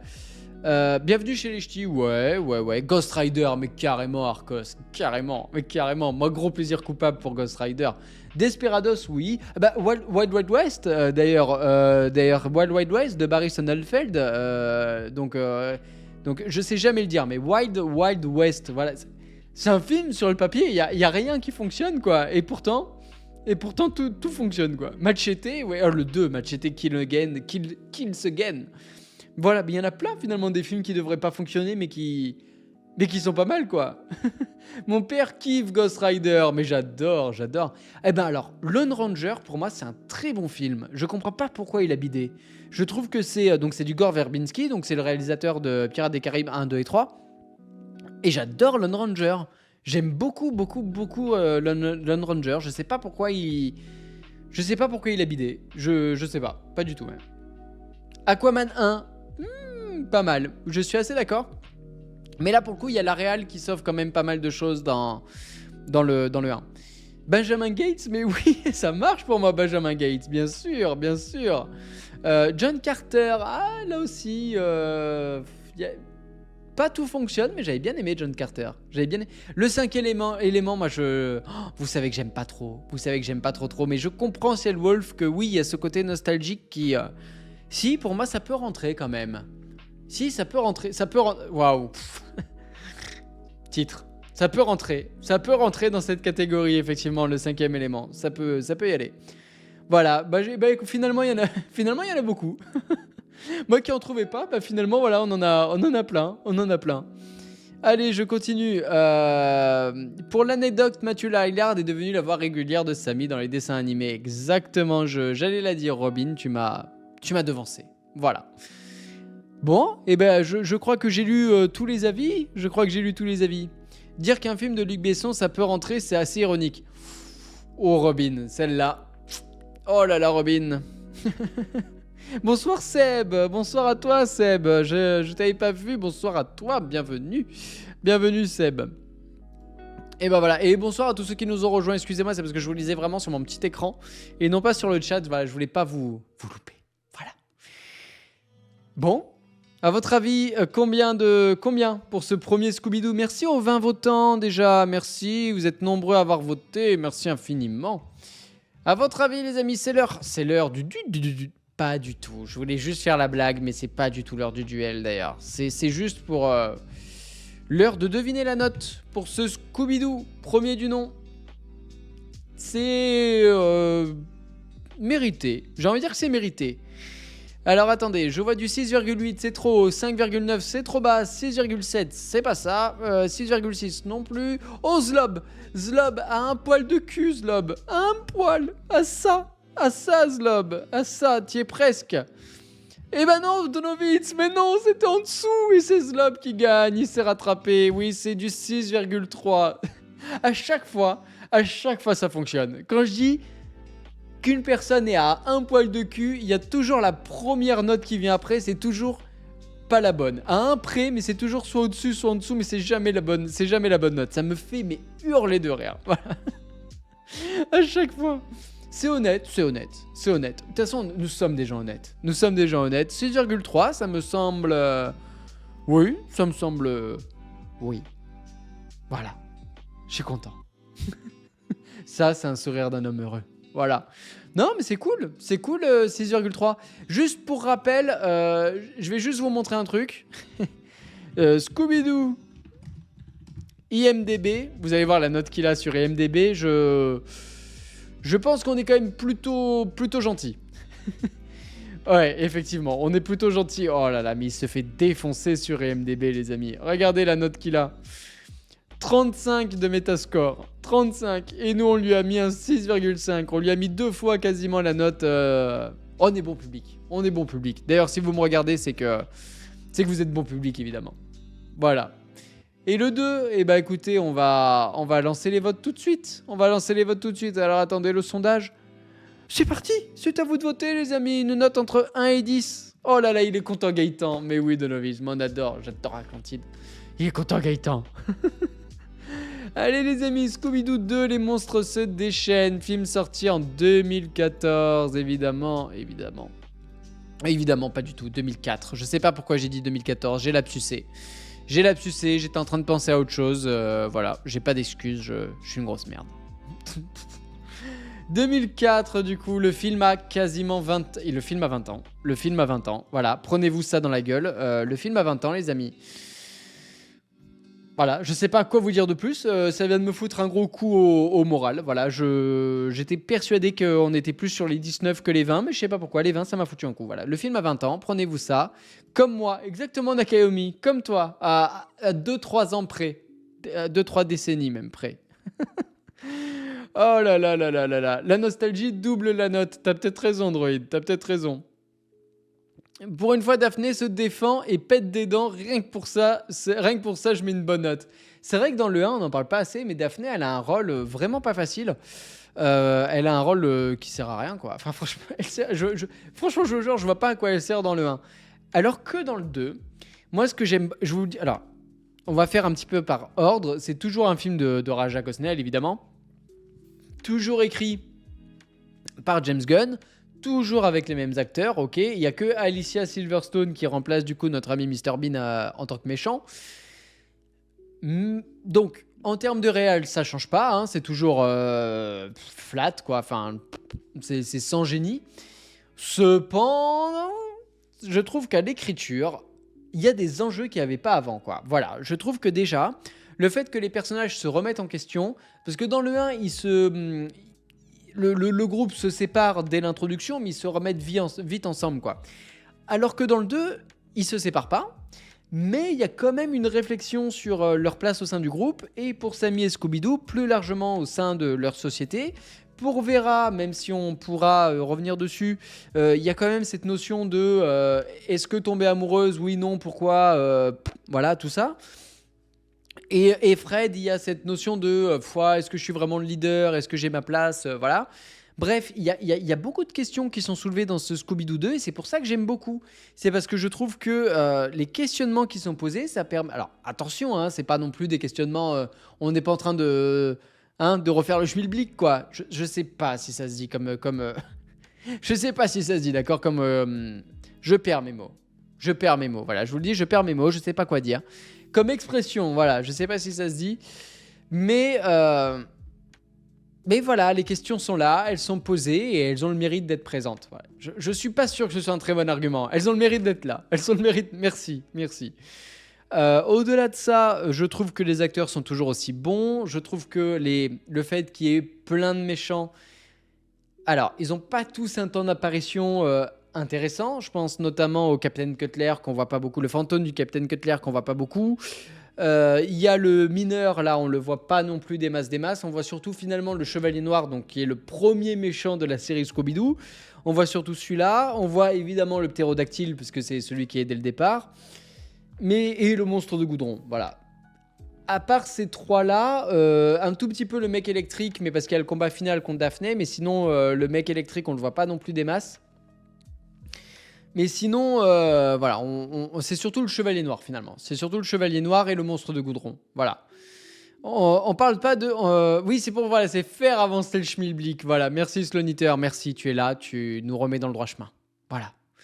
Bonsoir Kuro, bonsoir à toi. Oui, il y a les squelettes aussi. Il y a les squelettes qui ont un rôle assez important, tu as raison. Et en plus, pour le coup, je les ai oubliés alors que je trouve que les squelettes sont utilisés de manière assez intelligente. C'est souvent pour des petites blagues visuelles, notamment, parce qu'ils parlent pas. Donc, et les squelettes sont souvent utilisés pour des blagues visuelles et je trouve qu'elles fonctionnent, quoi. Vraiment, elles fonctionnent pas mal. Il y a Rio, hein. Il y a clairement Rio qui vient de passer en hors champ, on l'embrasse, voilà. Et on voit sa tête, mais il est trop chou. Regardez, il est là. À côté de Bouddha. À côté de Bouddha, voilà, il nous surveille, les amis. Donc voilà, donc oui, les squelettes, vraiment, voilà, j'aime beaucoup cette dynamique-là. J'aime beaucoup la scène où ils font du skate dans la colline, là, je trouve ça excellent. Donc j'aime beaucoup cette scène où Sammy et Scooby-Doo passent de lumière en lumière et qu'à chaque fois, ils sont dans une position différente et qu'il y a les squelettes qui approchent. Voilà. Cependant, et là, je pense que je vais pas être, que tout le monde ne sera pas spécialement d'accord. La scène, il y a une scène mythique dans Scooby-Doo 2, c'est la scène des potions. Voilà, moi on m'en a reparlé, on m'en a parlé des 1000 fois de cette scène des potions. Et bah ouais, non, enfin, genre moi j'ai pas trouvé ça fou quoi. Enfin, peut-être que j'aimais bien quand j'étais gamin, mais ouais, l'apparition de Taz encore un peu, Matthew Lillard qui en musclore, pourquoi pas. Mais je trouve pas ça, j'ai pas trouvé ça très drôle quoi. Enfin, je veux dire, tout le monde m'en a parlé et tout ça en mode oh là là, c'est la scène mythique du 2, mais moi je préfère 1000 fois la scène le combat final quoi. Voilà. Je préfère 1000 fois celle-là. Ah bah voilà, vous avez un petit peu le même retour que moi finalement. Bonsoir Baka, pardon, je t'ai pas dit bonsoir. Bonsoir à toi. Moi aussi le monstre de Gourdou, il me faisait flipper, tu as raison. Mais bonsoir Baka, merci beaucoup. Elle est drôle mais sans plus. Voilà, bah je suis assez d'accord. Elle est là. Merci, elle est là, voilà. Il y a la coupure publicitaire, voilà, pour ceux qui n'ont pas sub, c'est le moment. Si vous voulez cracher sur les non-subbers, c'est maintenant les amis. La scène des potions aurait pu être un peu mieux si elle durait plus longtemps. Oui, ou s'il y avait des meilleures idées, quoi, tout simplement. Oui, il y a une coupure publicitaire. Oui, c'est la coupure pub. Voilà, si vous voulez faire pipi, c'est maintenant, quoi. Mais pour ceux qui ont pas sub, les amis, seulement. Allez, je vous lis tout de suite et après, je rebondis sur vous. Voilà, dès que je vois quelque chose qui m'interpelle, je rebondis. Voilà. On est d'accord, nous dit Robin. Moi, j'aime bien quand il commence comme ça, Robin. On est d'accord. Ça me va. Cette suite est plus aboutie et meilleure. On peut voir une certaine évolution des personnages, notamment et Sammy et Scooby qui se sentent extérieurs. Une confrontation entre célébrité et modestie des personnages. Les monstres sont un peu mieux réussis. La mise en scène est plus inspirée, notamment les scènes de skate. Oui, assez d'accord. C'est pas non plus, on n'est pas non plus sur une réal de foufou, mais je suis assez d'accord. Au moins ça se suit, quoi. Au moins ça se suit. Et il y a beaucoup plus de scènes mémorables. Le bar, les courses en skate, la dégustation de produits chimiques, la fameuse scène des potions. Et même si le méchant principal est raté, je trouve la mécanique du masque sur le visage réussie. Ah, merci Robin, merci beaucoup. Ah, attends, mais tu nous as rendu... Attendez, parce qu'il y a une troisième partie Robin, ouais, il nous a pas tout dit. Et même si l'humour est toujours pas fou, ça fait mouche chez moi. Eh ben merci merci Robin. Je continue de vous lire. Qu'est-ce que... Tac. J'étais à qui? Jordan, je trouve que le film est meilleur. On ressent plus l'aspect groupe du Scooby Gang, qu'on sent vraiment uni. La ribambelle. Oh, la ribambelle. Oh, putain, ça fait longtemps que j'ai pas dit ce mot. La ribambelle de méchant est très cool à voir, même si le principal passe pour un con du début à la fin. Complètement d'accord. Ça, par contre, pour le coup, oui. Les personnages sont développés. Il y a un vrai mystère sur l'identité du méchant, bien que la révélation reste débile. Animation supérieure. La scène dans le bar est d'un culte personnel avec la scène du château. J'ai oublié de le dire, mais le premier m'a créé mon premier fantasme. Eh ben merci beaucoup pour ton premier fantasme. D'accord. Eh ben ça, c'est un souvenir qu'on n'oublie pas, quoi. Ça, c'est un souvenir qu'on n'oublie pas. Oui, effectivement, la résolution finale, bon, avec le masque sous le masque, bon, c'est un peu sans plus, quoi. Voilà, un peu sans plus. Je voulais juste rebondir sur quelque chose, Jordan, je me permets, c'était sur quoi que je voulais rebondir? Oui, l'aspect groupe. Je suis vachement d'accord. Je sais pas, je trouve que c'est pas mal écrit, mine de rien. Enfin, je veux dire, dans le sens où chacun se pose des questions, mais qu'en fait ils vont tous un peu se compléter et je trouve ça vraiment sympa. Et malgré le fait que chacun se disperse un peu, on sent vraiment que malgré tout ça reste un groupe uni. Malgré, voilà, il y a cette scène dans le lac où ils retrouvent. En plus, j'adore cette scène, mais il y a une super musique où ils retrouvent leur premier chez eux, leur premier endroit où ils ont créé le Scooby Gang, qui est d'ailleurs très propre, hein, d'ailleurs, pour un endroit où ils sont pas retournés depuis des années, d'ailleurs. Je me suis fait la réflexion, je me suis dit, ouf, il y a pas de toile d'araignée là-dedans, quoi. C'est très très propre. Mais oui, ils retrouvent leur première cabane, voilà, comme tu le dis, Robin. Et la musique à ce moment-là est vraiment super. Et au-delà de ça, la scène fonctionne bien, quoi. Tout fonctionne bien. On sent que Sammy et Scooby-Doo, malgré tout, restent encore un tout petit peu à l'écart sur cette scène-là. Et c'est pour encore mieux nous sublimer derrière. Donc voilà, donc j'aime beaucoup. J'aime beaucoup cette scène. J'aime beaucoup l'alchimie qu'il y a dans le... Disons qu'il y a une dynamique de groupe plus... comment dire, plus présente que dans le premier. Voilà, ça on le sent clairement du début à la fin. Voilà, et je trouvais que c'était hyper important de le dire et tu fais bien de le souligner. Voilà. Nakayomi, ce deuxième volet s'éloigne du ton parodique du premier tout en conservant ses fondamentaux. Les costumes, la caractérisation des personnages et l'humour sont toujours présents, mais l'ensemble est plus proche du dessin animé original. L'histoire est plus intéressante, avec des fausses pistes, une recherche d'indices et des lieux plus hantés. Bah voilà, mais ça aussi, je suis complètement d'accord. Dans le premier, il m'avait manqué ça un petit peu, c'est la recherche d'indices. Voilà, c'est le premier, ils subissent en fait l'action, ils subissent. Là, dans le 2, alors attention, hein, c'est pas du, comme je dis, c'est pas du Colombo non plus, hein, mais il y a une petite recherche d'indices quand même qui les mène d'un point A à un point B que je trouve qui fonctionne beaucoup mieux. Voilà, qui fonctionne beaucoup mieux. Voilà, c'est pas Navarro, hein, c'est pas Roger Hanin non plus. Oh là, Roger Hanin. Attention, imitation. Navarro, j'écoute.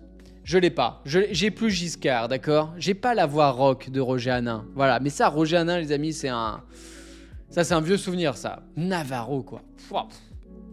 Bref, les personnages sont mieux écrits et évoluent au cours du film. L'humour est plus proche de l'original avec des bruitages et des séquences typiques de l'animé. Alors, ça, c'est très très vrai ce que tu dis. J'en parle pas spécialement dans la chronique, mais il y a des petits bruitages de temps en temps, et c'est vrai que je me rends compte maintenant que je l'ai pas dit. Voilà, je sais pas quoi vous dire de plus, je l'ai pas dit alors que ça a sa place. Je trouve qu'effectivement il y a des petits bruitages qui passent vraiment vraiment bien. Je pense à cette scène à la fin de la scène nostalgique dans leur première cabane où il y a le fantôme du Captain Cutler qui arrive et qui les harponne. Et en fait, ils arrivent pas à avancer parce que du coup le capitaine les retient et même les tire vers lui. Et du coup, Fred, il fait une marche arrière et en fait, il rentre dans le Captain Cutler et il l'envoie valser très très loin dans le lac. Et là, on voit le Capitaine Cutler qui, plutôt que de faire une projection toute droite, quoi, il fait une projection en... Voilà, et avec un petit bruitage. Très bien fait, ce bruitage. Je me suis entraîné toute la soirée. Et il fait ce petit bruitage-là, le... Plouf, comme ça, et c'est très cartoon, quoi. Et ça fonctionne très très bien. Voilà, donc j'aime beaucoup. J'aime beaucoup. Voilà, j'en étais à qui? Je sais pas. Je sais pas à qui j'étais. Arcos, le film est plus abouti que le premier. Les personnages sont plus attachants et plus profonds par leur questionnement sur leur place dans le groupe. L'humour fait mouche pour ma part. Je trouve juste que la romance de Vera n'était pas forcément nécessaire, voire même un peu maladroite. Complètement d'accord. Ça, complètement d'accord. Je trouve que la relation Vera avec le maître, avec le directeur du musée là, déjà je trouve la première apparition du mec lourdingue là où il tombe comme ça là, enfin bref. Bref. Et en plus ça apporte pas grand chose quoi, juste elle se remet un petit peu en question. En fait c'est venu plus pour qu'elle se remette en question elle aussi. Mais ça aurait pu être fait autrement quoi. Ça aurait pu être fait autrement et je trouve qu'effectivement ça apporte des réponses à des questions qui n'en méritaient pas. Voilà, donc je suis assez d'accord avec toi et en plus c'est pas très subtil. L'humour fait mouche pour ma part. Je trouve que la romance de Vera n'était pas forcément nécessaire, voire même un peu maladroite. Voilà, ça fait 2 fois que je la lis. Hein. Si vous voulez, je peux le lire une 3e fois d'ailleurs. Les FX sont toujours éclatés et surtout, je trouve que c'est un vrai problème. Les monstres sont de vrais monstres. Personne à démasquer. Bah voilà, bah là, je suis complètement d'accord avec toi. Je trouve que le surnaturel dans les 2 films live action prennent trop de place. Mais bon, ça, c'est un parti pris que je n'aurais pas pris. Mais bon, James Gunn. Il a fait ce qu'il avait envie, voilà. Sauf le méchant principal, mais tout le monde s'en fout parce qu'il n'est pas charismatique du tout, même si le film essaye de nous mener sur des fausses pistes tout du long. Oui, bah t'as tout dit. Voilà, t'as tout dit. Pourquoi j'ai un merci sur cette vidéo? Bah, Jastraya, pourquoi? Je remercie à la fin de la vidéo. Effectivement, tu fais bien de poser la question. Je remercie en fin de vidéo les tipeurs. Mais je sais pas si c'était ça ta question, Jastraya. Voilà. Donc, donc j'y réponds, mais j'y réponds peut-être pour rien. Voilà. En tout cas, voilà, je remercie. C'est vrai que je le dis pas souvent parce que là, je vous remercie pas mal pour vos subs et surtout pour la, comment dire, pour la bonne humeur et pour toute la force que vous me donnez. Mais c'est vrai qu'il y a des tipeurs parmi vous qui me regardent ce soir, que je remercie toujours en fin de vidéo. Et je les remercie une nouvelle fois. Voilà, merci beaucoup parce que vos subs, je vous jure, c'est... vos subs et surtout, voilà, le Tipeee. Le Tipeee, c'est...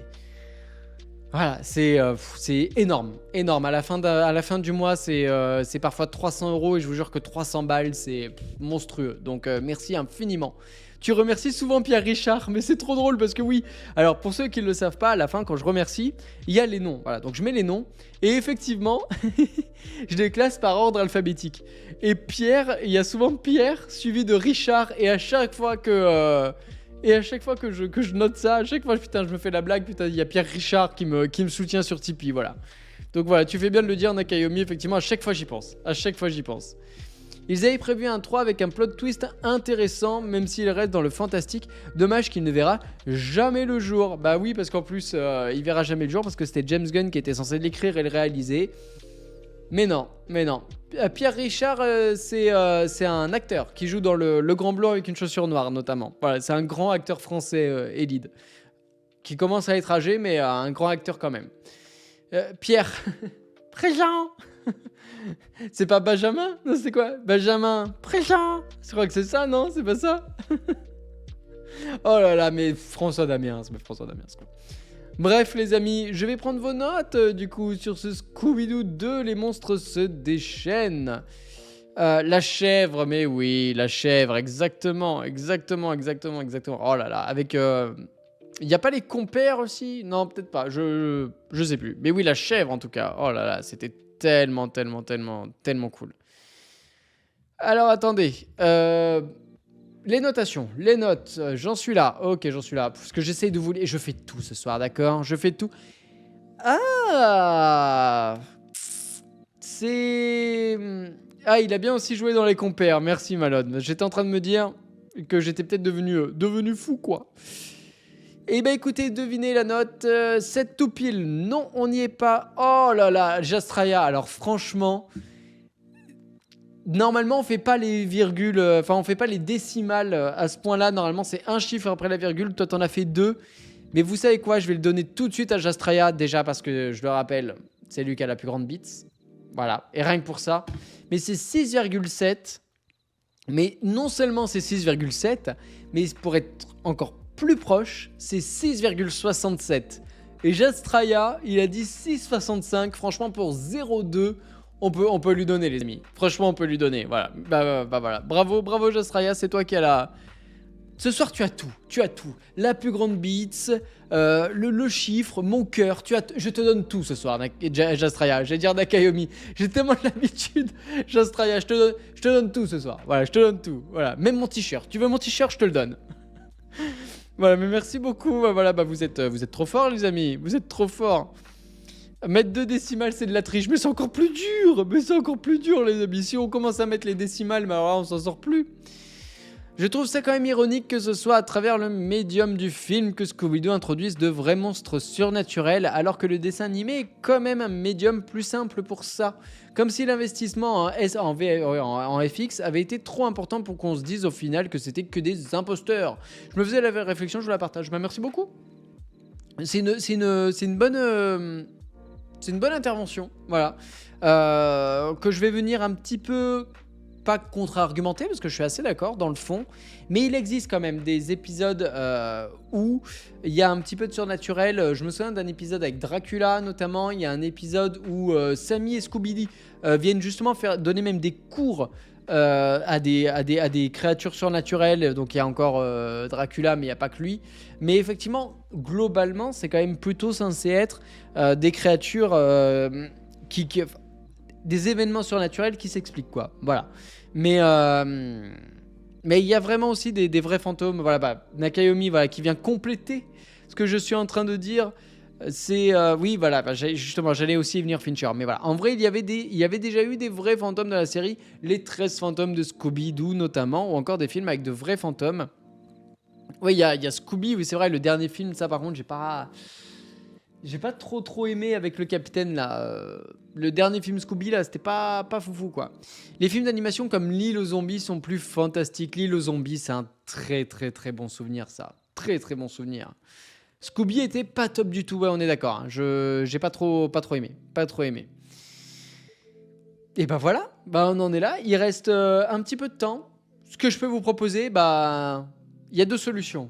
C'est soit on arrête, soit on se fait des bisous maintenant, soit je vous réserve une. Alors, à la toute base de la base, j'ai réussi à retrouver un jeu en Abandon Software qui était Scooby-Doo Poursuite dans la ville fantôme. Donc, c'était vraiment le jeu auquel je jouais quand j'étais petit.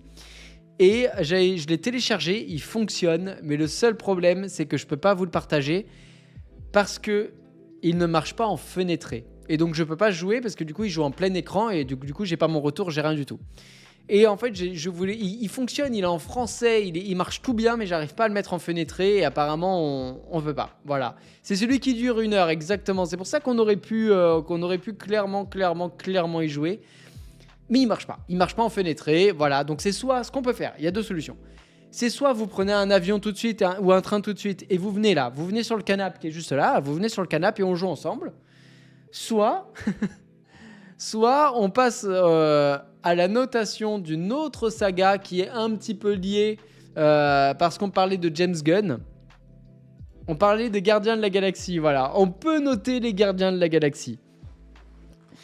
Voilà, comme ça au moins on note un petit peu les Gardiens de la Galaxie. J'aimerais bien avoir votre retour. On va pas polémiquer, à pas confondre avec Paul et sa souris d'ailleurs, polémiquer. Hop. Bref, on va pas polémiquer 3 heures sur ce film-là. Mais j'aimerais bien quand même avoir votre avis. Parce que moi, j'aime bien juger sans argument. Et donc là, on va juste mettre une note de manière totalement arbitraire, sans donner le moindre avis. Ça me paraît pas mal. Voilà, comme ça, au moins, on va avoir un petit peu votre avis là-dessus. Moi, je vous donne un petit peu mon avis aussi dessus. Mais voilà, sans y parler 3 heures. Si vous avez un avis, vous pouvez me le dire dans le chat, évidemment. Vous êtes les bienvenus. Je vous lirai pas. Non, c'est le mec horrible. Si, je vous lirai. Promis, je vous lirai. Un petit avis rapide. Promis, je vous lis. Et bah, let's go. Allez, c'est parti. On note le premier déjà, les amis. Attention, à partir de maintenant, que des chiffres. Hop, c'est parti. Let's go, c'est parti, les amis. Le piment. Non, on va le faire, le piment, Jastraya. Promis, on le fera, le piment. Promis. Ah, bah voilà, bah Donovitz, voilà, typiquement. Oh là là, c'est terrible, Donovitz. Attendez, les amis, on va relancer, je suis désolé. Ah, Donovitz fait qu'on a fait un faux départ. Faux départ, voilà, je dénonce, c'est Donovitz. Alors attention, je vais le refaire tout de suite. Dans 3, c'est là, 3, 2, 1. C'est parti, c'est à vous, les amis. C'est bon, bonsoir, Gamera, bonsoir à toi, bonsoir. C'est un 8, allez, moi aussi, je le note tout de suite, moi aussi, c'est un 8. J'aime beaucoup les Gardiens de la Galaxie, premier du nom. Quand je l'ai découvert au cinéma, je m'attendais pas du tout à ça, quoi. Et rien que la scène d'intro, avec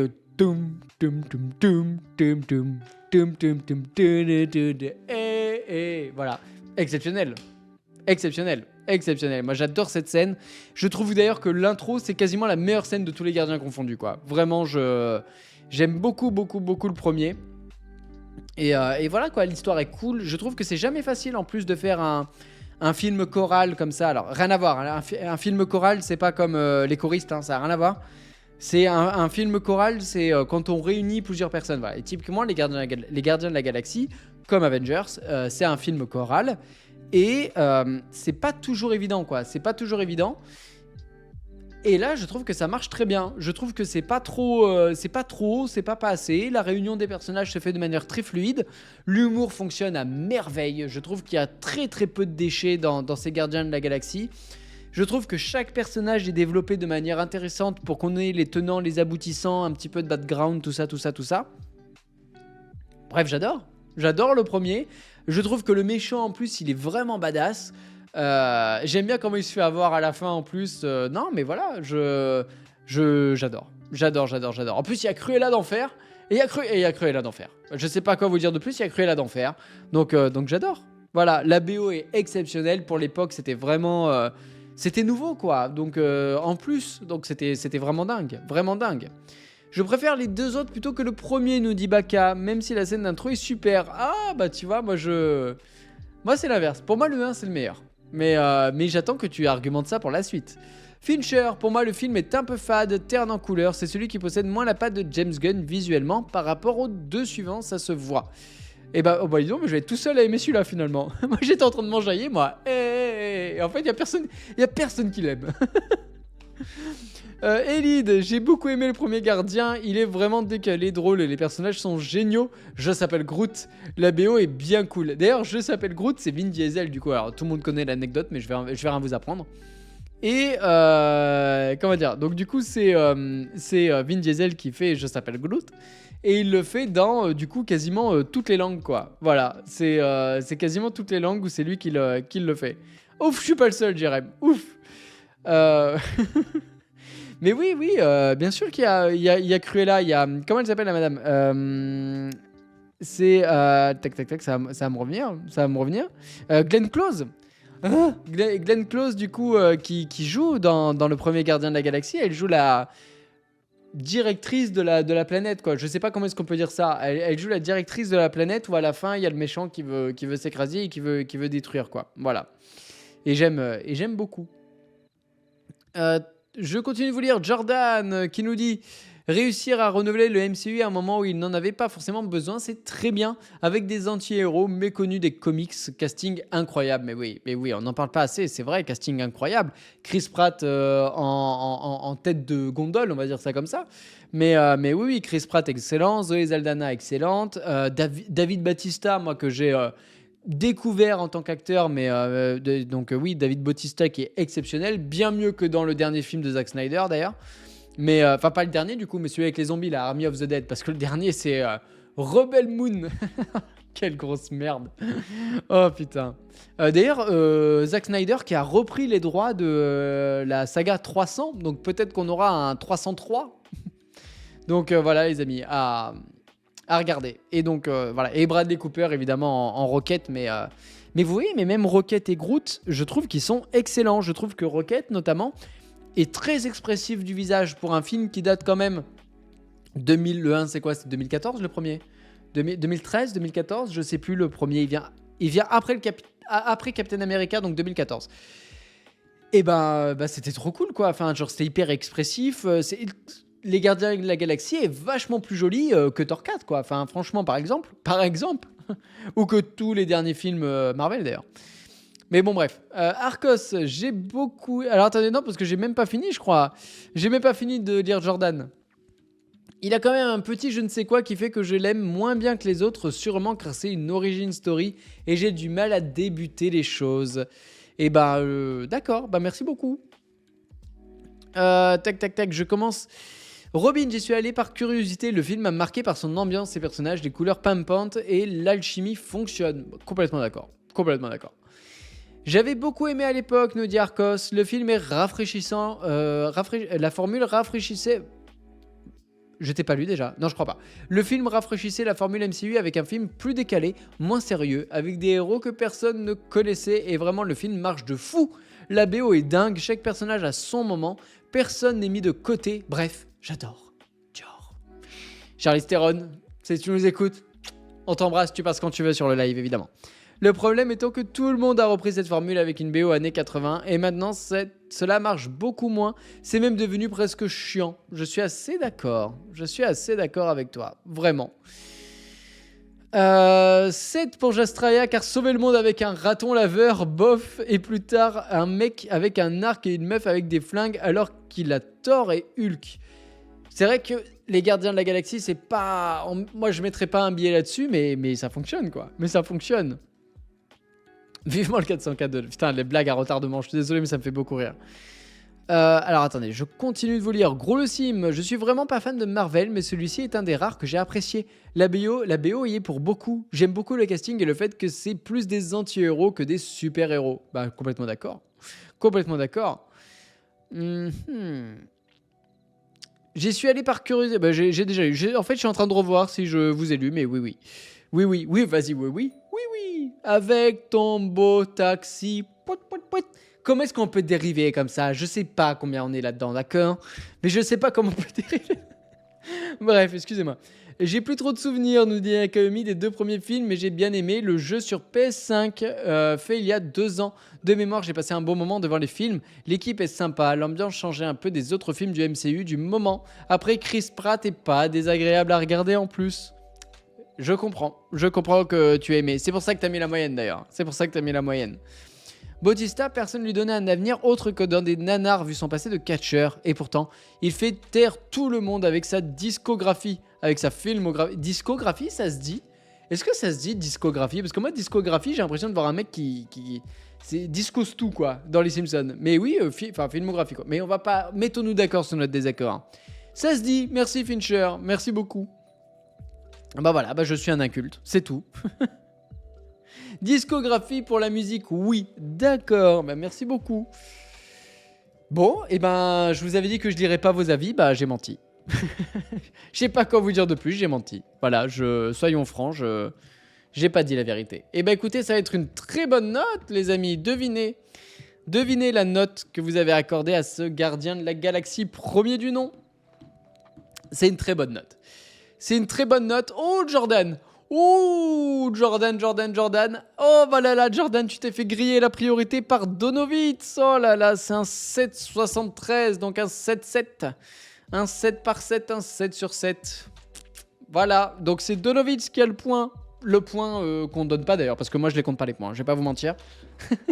Les points, je les compte pas, mais voilà, c'est pour la beauté du geste, quoi. Oh, c'est pas mal, c'est tout. C'est pas mal, Robin, 7,7. T'as mis 7,9. En quoi tu dis que c'est tout? Tu dis que le film, il a 7,9. Et là, tu vois 7,7 et tu dis, hop, j'aurais mis plus. C'est pas comme si tu avais indiqué 9, quoi. C'est déjà pas mal, les amis, 7,7. C'est vraiment pas mal, pour le coup.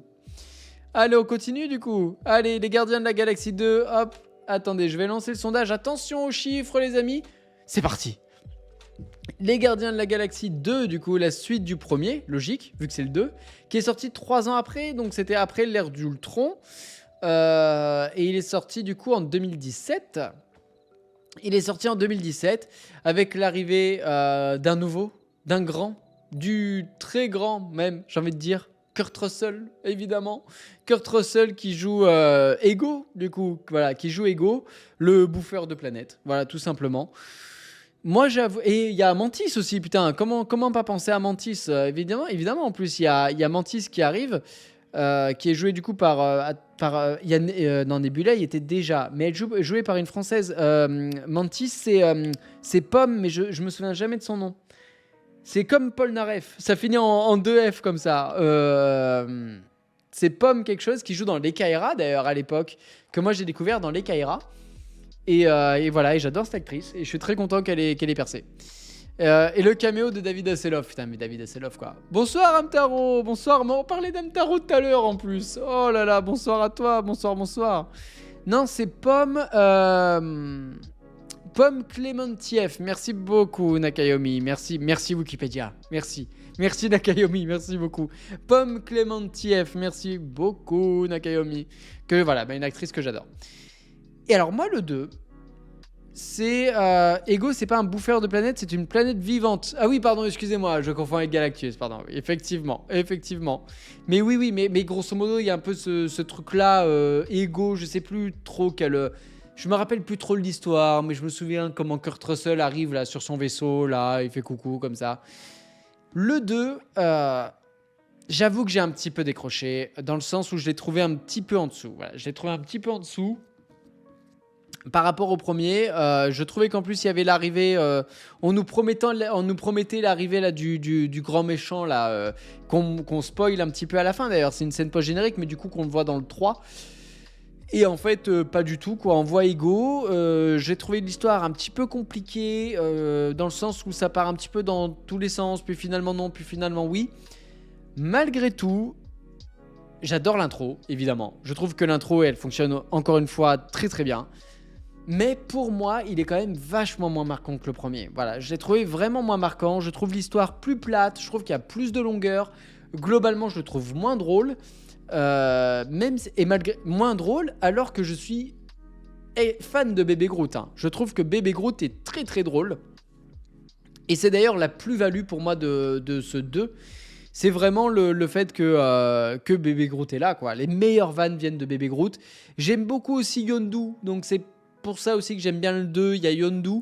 Mais pour moi, j'ai mis un 8 au premier.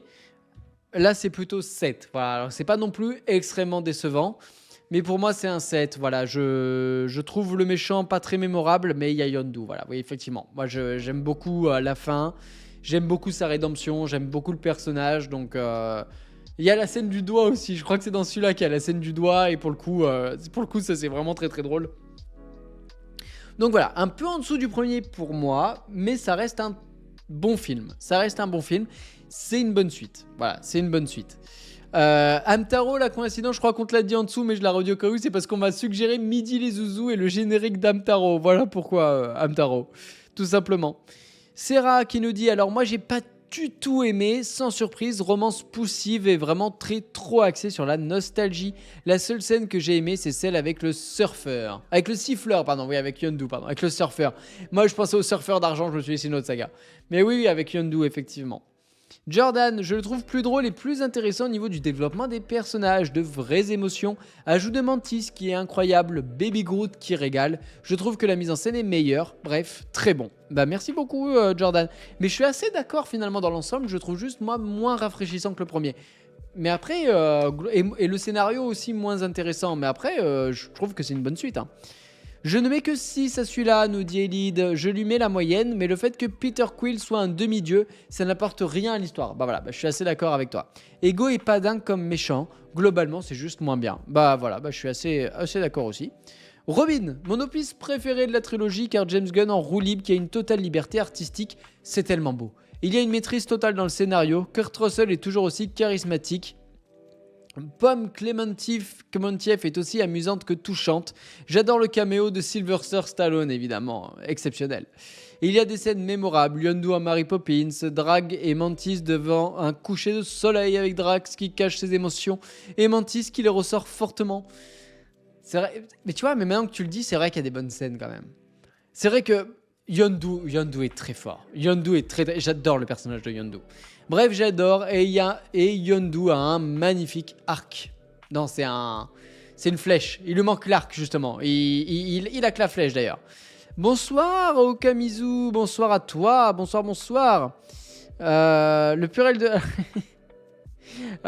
Merci beaucoup d'être venu. Le pluriel de cheval et chevaux, le pluriel de portail est un vin liquoreux de la péninsule ibérique. Eh bien, merci. Merci pour ton passage. Merci quand même. Voilà, merci d'être venu. Gros le sim, Chris Pratt a quand même été bien révélé avec le premier. On se souvient qu'il était quand même exceptionnel. Avant ça, dans Parks and Recreation ou encore 5 ans de réflexion, il le mérite bien. Ça fait plaisir de voir un acteur pas très connu de base qu'on apprécie avec une belle carrière. Ouais, alors effectivement, je trouve que Chris Pratt derrière a une belle carrière. Il a quand même fait Passenger avec Jennifer Lawrence. Moi, j'aime beaucoup Passenger. Je trouve qu'il est un peu mal monté. Pas Chris Pratt, le film. Mais voilà, j'aime plutôt bien Passenger. Après, bon, il a fait Jurassic World, quoi. Surtout le 3. Mais bon, oui, Chris Pratt. Non, mais en plus, j'aime bien Chris Pratt. Voilà. Quoi vous dire de plus? Je le trouve un cran au-dessus du premier, nous dit Mamiaka. Il y a plein d'interactions qui me font trop rire. Mantis, Drax et Rocket dans le vaisseau de Yondu, Mary Poppins, pour ceux qui m'a le plus marqué. Mais oui, mais vous voyez, maintenant que vous le dites, ouais, effectivement, il est quand même bien, quand même. Ah, il est quand même pas mal. Bonne nuit, Amtaro. Bonne nuit. À la prochaine. À demain 20h, évidemment. Arcos, un humour un peu plus lourd qui marche moins, je trouve. Le Pac-Man géant en pierre dans le combat final n'est pas nécessaire. En fait, c'est ça pour moi, Arcos. Là, je pense que tu as mis le doigt dessus. Je trouve que pour moi, l'humour va plus loin, mais c'est James Gunn. Des fois, va au-delà de ma limite personnelle. Je dis pas que ça va trop loin, je dis que ça va au-delà de ma limite personnelle. et je trouve que des fois du coup ça vient desservir le propos, et c'est peut-être pour ça que j'ai eu un petit peu plus de mal avec le 2, c'est que j'ai trouvé que les scènes qui venaient desservir le film, l'humour qui venait desservir le film était plus présent que dans le premier, parce que pour moi dans le premier il était même absent. Voilà, c'était très désagréable ce que je viens de faire avec ma bouche. Les blagues dans les moments dramatiques non plus. J'ai moins aimé que le premier, mais j'ai quand même apprécié ce film. La scène finale m'a fait chialer, l'une des plus belles scènes du MCU pour moi. Oui, d'ailleurs, faites-moi penser, j'ai quelque chose à vous dire. Il faut qu'on compare les deux scènes finales entre le 2 et le 3. Il y a vraiment beaucoup de choses à dire entre la fin du 2 et la fin du 3. Ça va spoiler un petit peu. Enfin non, on va essayer de pas spoil. Par contre, je trouve que ça idiot qu'on reproche à James Gunn d'être trop libre dans ce second volet et d'avoir carte blanche, alors que c'est ce qui fait le charme de la trilogie Les Gardiens de la Galaxie. Non, Robin, c'est pas. Là, je suis pas spécialement d'accord. C'est pas idiot de reprocher ça à James Gunn. Enfin, je veux dire, on peut reprocher à James Gunn des fois d'aller un petit peu trop loin.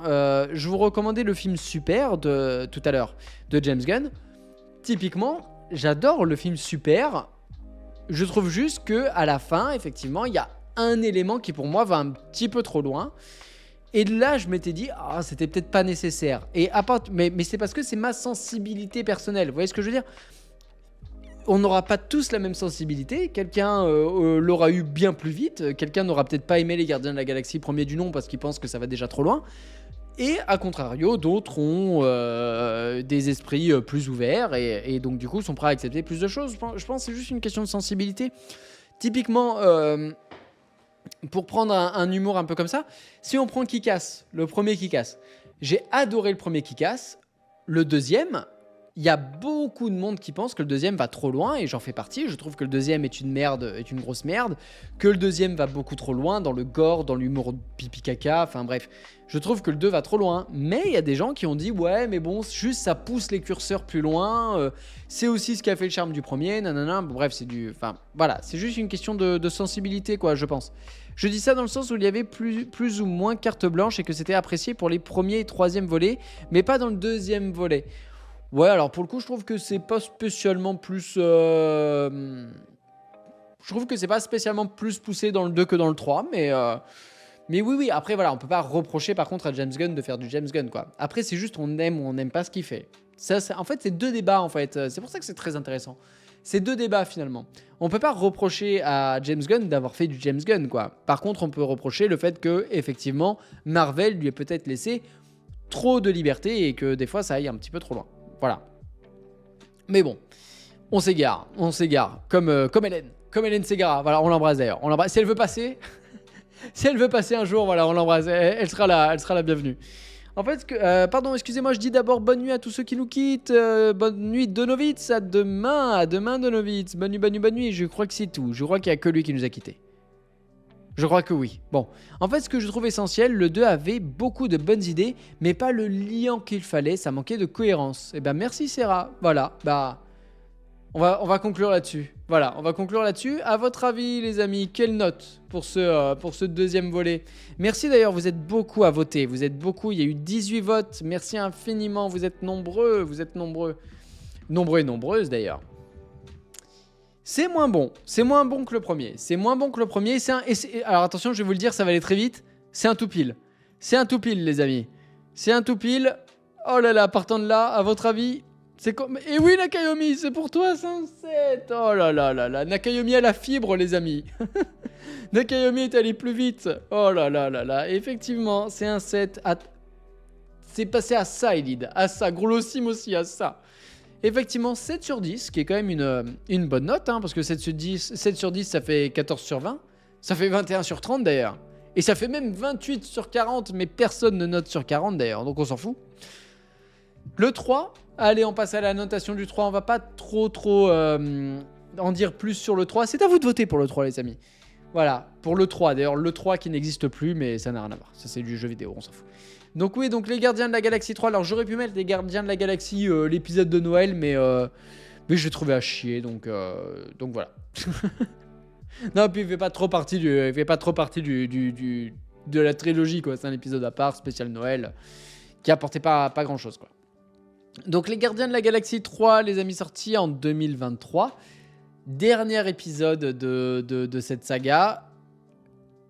Oh là, je vois les bonnes notes, vous allez me détester. Hein. Vous allez me détester. Moi, je trouve que c'est le moins bon des trois. Je trouve que c'est le moins bon des trois. Je trouve que, en fait... Comment dire ? C'est assez paradoxal. Je trouve que si on prend l'émotion, si on prend que l'émotion... Ouais, je vais être très honnête, le film m'a vraiment, vraiment, vraiment beaucoup touché. Les animaux, l'histoire avec la loutre, avec le lapin et le morse, là, tout ça, ça... J'avoue que ça a touché mon petit cœur sensible, quoi. Mon petit cœur de rocker, là, et il a jamais su dire je t'aime, mais j'avoue qu'il a été touché, quoi. Il a été touché par l'histoire de Rocket. Voilà, il a été touché par l'histoire de Rocket. Je trouve qu'en plus, le méchant, pour moi, il est anecdotique au possible. Il est vraiment... il est là, quoi. Il est là. Oui, bon, c'est un méchant. Comment dire ? Il maltraite les animaux. Bon, ok, c'est un méchant. Mais à la fin, je veux pas vous dire pourquoi, mais c'est quand même assez gore la fin. Enfin, je veux dire, on retrouve un James Gunn que moi j'aimais bien dans Super.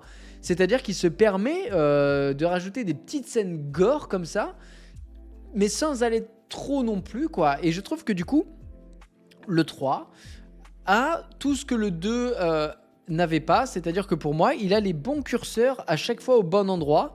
Je trouve qu'en termes d'humour, c'est très bien. Je trouve qu'en termes d'émotion, c'est très bien. Voilà, je trouve qu'en fait, le 3, c'est le plus équilibré de la trilogie. Cependant, pourquoi est-ce que je l'aime un petit peu moins ? Eh bien déjà, j'avoue que Gamora manque beaucoup à l'équipe. Moi, en tout cas, Gamora m'a pas mal manqué. Je trouve que Nebula est pas mal, mais pour moi, Gamora n'était pas là et je trouve que du coup, ça m'a un petit peu manqué. Ensuite, le personnage de Rocket, comme il est sur la table d'opération tout le long, il ne fait pas vraiment partie de l'équipe. Il y est, il y a beaucoup de flashbacks et tout ça, ok. Mais je trouve que donc du coup, dans le 3, l'équipe est un petit peu morcelée, elle est un petit peu éclatée. Et voilà, et je trouve qu'on a, du coup, ça marche un petit peu moins bien pour moi. Voilà, ça fait partie des choses qui pour moi marchent moins bien. Et voilà, et effectivement, Baka, c'est là où je disais tout à l'heure, Adam Warlock, je l'attendais à la fin du 2, il nous tease. Moi d'ailleurs, je pensais que ça allait être le méchant du 2. Il nous est teasé, et en fait, James Gunn a dit, allez vous faire. Et c'est un gros cheveu dans la soupe, quoi. Enfin, je veux dire, à ce niveau-là, c'est même plus épais, hein. C'est un poil de cul dans la soupe, hein. Franchement, Adam Warlock, pour moi, c'est non, quoi. Enfin, je veux dire, c'est compliqué. C'est très compliqué. Je comprends pas l'écriture du personnage, en fait. Vraiment. Et pourtant, j'adore l'acteur qui le joue. J'adore cet acteur. Il joue dans pas mal de films que j'aime bien, notamment Le Labyrinthe, premier du nom. C'est pas son rôle le plus mémorable, hein. Mais voilà, mais j'aime beaucoup cet acteur. Et là, c'est non, quoi. Adam Warlock, c'était non. Autre petite chose aussi que j'ai pas trop aimé, c'était un petit peu la surenchère dans le sens où là, le mec, donc le méchant, il crée des planètes où il crée la vie, tout ça. Et des fois, il y a des planètes qui explosent. Et c'est un peu ce syndrome de l'étoile noire dans Star Wars. C'est-à-dire qu'en fait, ils détruisent une planète avec des millions de vies dessus. Et je sais pas, ça m'a pas trop touché, quoi. Oui, voilà, il terraforme. Merci, Robin. Et ça m'a pas trop touché. Je pense que le film a pas réussi à m'introduire amicalement tout ce qu'il fallait. Voilà. Mais voilà. Donc pour moi, il y a pas mal de petits loupés, malgré le fait que je trouve qu'en termes d'ambiance globale, c'est le plus équilibré. Toutefois, il a quand même la blague qui m'a fait le plus rire. C'est une scène où Chris Pratt, donc Star-Lord, il va dans une maison là sur une terre qui a été terraformée et il dit voilà, je cherche cet homme. Et en fait, il dessine sur un post-it et il dessine super mal, on dirait les dessins que je fais dans la suite de trop. Et il montre aux gens comme ça, avez-vous vu cet homme? Et là, les gens ils font ah bah oui. Voilà, c'est du James Gunn et ça, j'avoue qu'il y a 2-3 touches d'humour comme ça qui font quand même vachement plaisir et qui m'ont quand même fait beaucoup de bien. Voilà. Mais voilà, je trouve que malgré tout, je trouve le méchant moins marquant. En fait, je pense en plus que le MCU, comme il sait plus trop où il va, je trouve que le film est un petit peu anecdotique. Il apporte moins que les autres Gardiens de la Galaxie pour moi. Et c'est pour ça, je trouve qu'on arrivait peut-être un petit peu en bout de route finalement. Il arrive aussi, il faut le dire, en 2023. Donc il arrive après quasiment 20 ans, après quoi 40 films, enfin 30 ou 40 films, plutôt 40 même. 40 films de Marvel. c'est dur, quoi. Enfin, franchement, pas facile, et malgré tout, ça reste un très bon film, quoi. Donc, je trouve que la saga est très bien. Je trouve que la trilogie est très bonne. Juste, pour moi, on commence avec les meilleurs et on termine avec le moins bon, mais voilà, mais c'est vraiment juste personnel, quoi. Voilà, je vous lis tout de suite. Robin, la scène d'intro avec Rocket qui chante en version acoustique Creep de Radiohead, c'est beau. Alors, 2 points, scène d'intro et scène de fin. Oui, cependant, la scène est très jolie, la lumière est magnifique. Dans la scène d'intro, la lumière, très dust, très, très dirty, enfin, il y a beaucoup de sable, beaucoup c'est vraiment un soleil couchant, bref, c'est magnifique. La scène d'intro, elle est sublime, elle est très belle, elle est très dans l'émotion, mais après, c'est un parti pris. Je trouve ça très bien qu'il l'ait faite. Je trouve que ne pas faire une intro comme les précédentes, feel good et tout ça, ça annonce l'émotion, ça annonce le ton du film, voilà. Mais j'avoue que, voilà, alors je chipote, mais moi j'ai une préférence quand même pour l'intro du premier ou du 2, voilà. Mais c'est...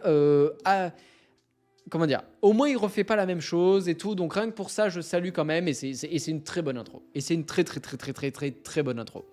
Voilà.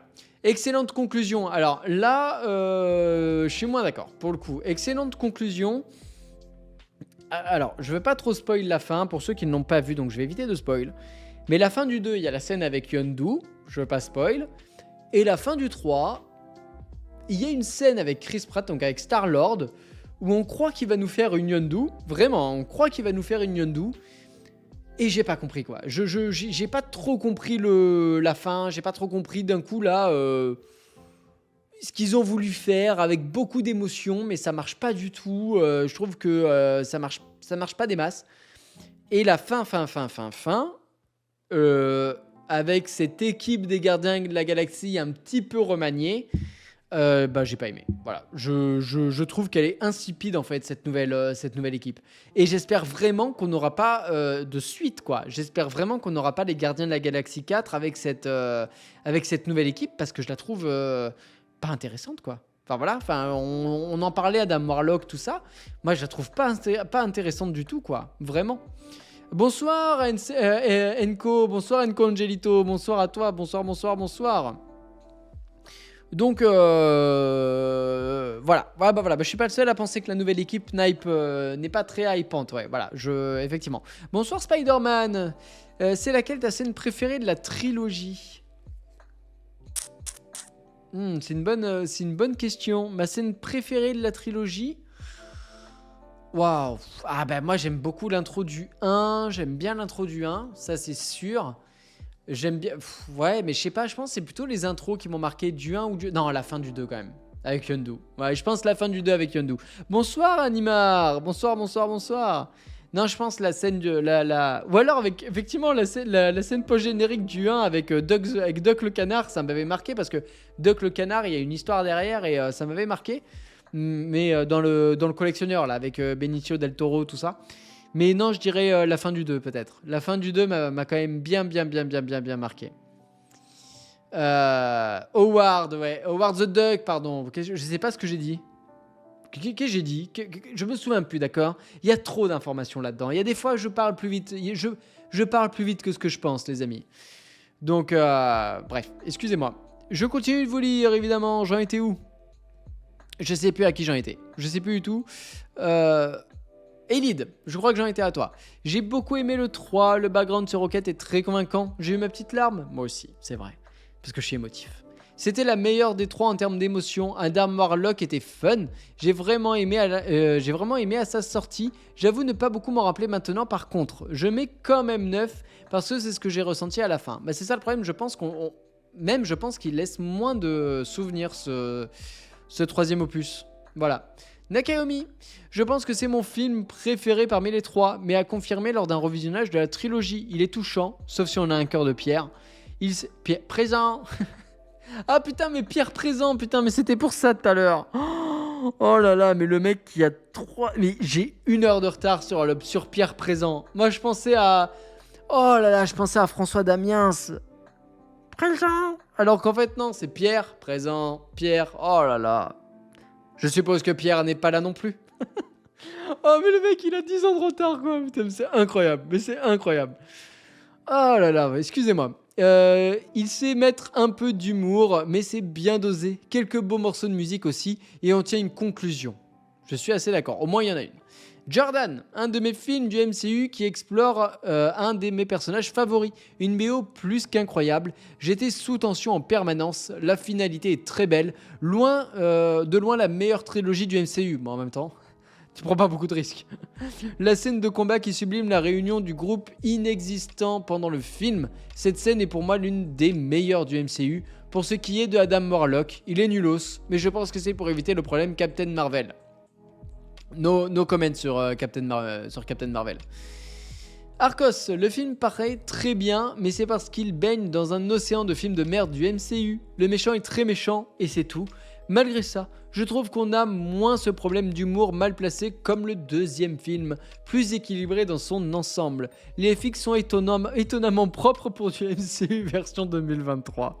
Ça, c'est terrible. Dire que le film est plutôt propre, c'est terrible, terrible.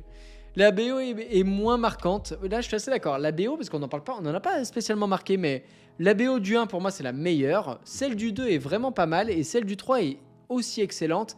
Mais je trouve effectivement que le volume 3 est un petit peu moins bon. Warlock, j'ai pas envie d'en parler. Je trouve que ça reste une bonne conclusion pour les gardiens. Bah, merci beaucoup, Arcos. Enko qui nous dit: les gardiens de la galaxie ont toujours été en marge des aventures principales du MCU. Je trouve, il y a Thanos dans le premier, certes, mais en dehors de ça, les gardiens n'influent pas vraiment sur les événements dans les 3 films. Et clairement, Gum c'est autre chose. Oh là là, Alita Battle Angel d'ailleurs, j'espère qu'ils vont faire le 2. Bon bref, excusez-moi. Gunn voulait offrir ici une conclusion à son aventure à lui avant de débarquer vraiment chez DC. Bah complètement d'accord, complètement d'accord. Je voulais juste dire un truc aussi, voilà, par rapport à James Gunn justement. J'ai vu plein de gens, notamment sur Twitter, dire: oh là là, la scène de combat en plan séquence, elle est exceptionnelle, nanana et tout. Je la trouve nulle à chier. Franchement, je vous le dis honnêtement, je la trouve nulle à chier. Je sais pas comment on peut dire que c'est exceptionnel. Déjà, faire un plan séquence, c'est plus aussi novateur qu'avant. Je salue la démarche, mais c'est mou. Il se passe rien de très intéressant. Il y a la caméra, on ne ressent, mais c'est une scène de combat, on ne ressent aucun coup. Je comprends pas. Oui, c'est là, oui, c'est pas mal, mais pour moi, si on veut parler d'un plan séquence marquant dans la saga, on prend l'intro du 1, quoi. L'intro du 1 était vachement plus... Du 2, pardon, excusez-moi. L'intro du 2 était vachement plus marquant, quoi. Je trouve juste que cette scène, elle est là, il a voulu se faire kiffer, il a fait son petit plan séquence, mais la caméra est beaucoup trop lisible. Elle s'aventure entre tout le monde, il y a tout le monde qui se fait tirer dessus, il y a le sang qui gicle, bref... Mais la caméra est beaucoup trop lisse, quoi. Elle danse, en fait, autour des gens. Et en fait, elle ne subit pas l'action. Juste, elle nous montre l'action de manière totalement fluide, mais elle ne la subit pas. Et je pense que dans une scène de combat, l'action doit faire partie intégrante du combat, de la diégèse et tout ça. Et donc, elle doit subir un peu. Elle doit, des fois, trembler un peu. Voilà. Et donc, du coup, j'ai pas été sensible à ça. Voilà. Mais c'est purement personnel. J'ai pas la science infuse. J'ai pas... la réponse exacte. Voilà, moi personnellement, ça m'a pas du tout touché comme scène. Et on a vu bien mieux dans plein d'autres films. Voilà. Baka qui nous dit: Star-Lord est pas mal développé. Il est en dépression, comme on voit au début, où il est complètement saoul. Et quand il voit Rocket à la limite de mourir, il ferait tout pour éviter de voir un autre membre de son équipe mourir. Ça, c'est vrai. Robin, c'est quand même drôle de savoir que toute la situation de DC, le renouvellement de l'univers DC, tout ça, est arrivé après le renvoi de James Gunn de chez Marvel et Disney pour avoir fait de l'humour noir sur Twitter il y a plus de 15 ans. Et ben merci pour cette belle anecdote. Et ben voilà, et ben on va finir là-dessus. Hop. Allez. Devinez les amis, devinez la note pour ce... J'ai pas mis de note d'ailleurs, moi je vais mettre un 7. Je vais mettre comme le 2. Je vais mettre un 7, voilà. Parce que pour moi, c'est moins bon que le 2, mais c'est du même acabit, quoi. C'est du même acabit. Et ben c'est une bonne note les amis. Wow, c'est une excellente note même. Oh là, bah dis donc, je suis loin moi. 8,1, presque le marionnettiste. Et bonsoir à toi d'ailleurs, bonsoir à toi. C'est Jordan qui gagne. C'est Jordan avec 8,2. Effectivement, c'est un 8,2. Bravo Jordan, bravo, bravo, bravo. Et bah voilà, le dernier Gardien de la Galaxie, meilleur film des Gardiens de la trilogie, tout simplement. Voilà les amis, 22h05, on aura tenu, on aura même débordé, j'aurais pas cru. Je suis pas loin à chaque fois, c'est vrai, Edith, que t'es pas loin à chaque fois. La prochaine fois. Il y a beaucoup d'écart entre les films, n'empêche. Oui, il n'y a pas beaucoup, pardon, oui Robin, excuse-moi, si je dis pas en entier, il n'y a pas beaucoup d'écart, mais parce que c'est une bonne trilogie, quoi. Vraiment, c'est une bonne trilogie, moi j'ai trouvé ça vraiment très très bon. Très très bon. Voilà. Est-ce que ce serait pas l'heure de passer en cam complète pour admirer mon charisme? Certainement. On n'arrête pas le progrès. On n'arrête vraiment pas le progrès, les amis. Eh ben écoutez, les amis, merci infiniment. Merci beaucoup pour cette soirée. Voilà, c'était vraiment... Ah oui, la photo.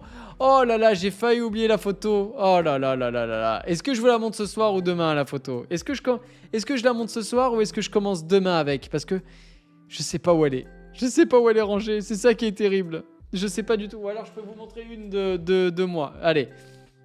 Tu nous la montres quand tu veux. Mais oui. Je vous la montre quand je veux. Je suis rassuré. Me voilà rassuré. Merci beaucoup. Je vais vous montrer celle que j'ai sur mon téléphone. Voilà. Je sais pas si vous allez bien la voir, mais alors là, vous allez avoir un très grand indice sur le prochain film, hein, les amis. Là, franchement... fermez les yeux ceux qui veulent découvrir avec les indices sur Insta parce que là, il y aura plus de secret.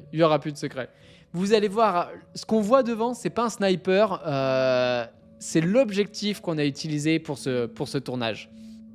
Allez, je vous montre. Je suis pas sûr que vous allez bien voir.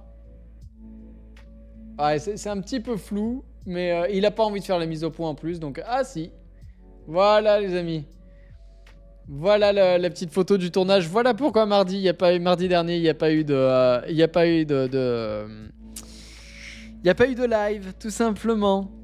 Voilà. Et si vous avez reconnu, c'était le studio. Et c'était super génial. Voilà. Non, franchement, c'était un super tournage. J'ai hâte de vous en parler plus. Voilà. La mise au point veut pas se refaire entre vous et moi. Voilà. La mise au point est pas nette. C'est bon, c'est tout bon.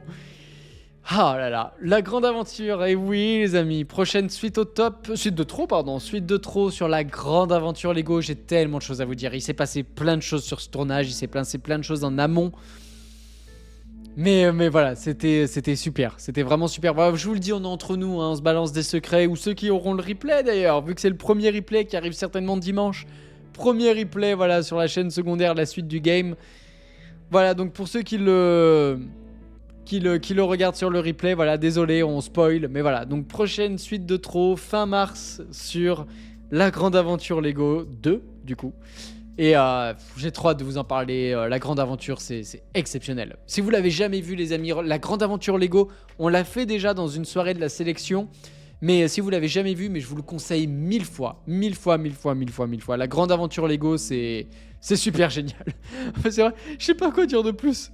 10 ans, effectivement, il a eu 10 ans il y a pas longtemps là. Il a eu 10 ans il y a vraiment pas longtemps, les amis. Donc voilà, donc un super film que cette grande aventure Lego. Voilà les amis, écoutez, je crois que c'est l'heure de se faire des bisous. Ça sort je vous l'ai dit, ça sort fin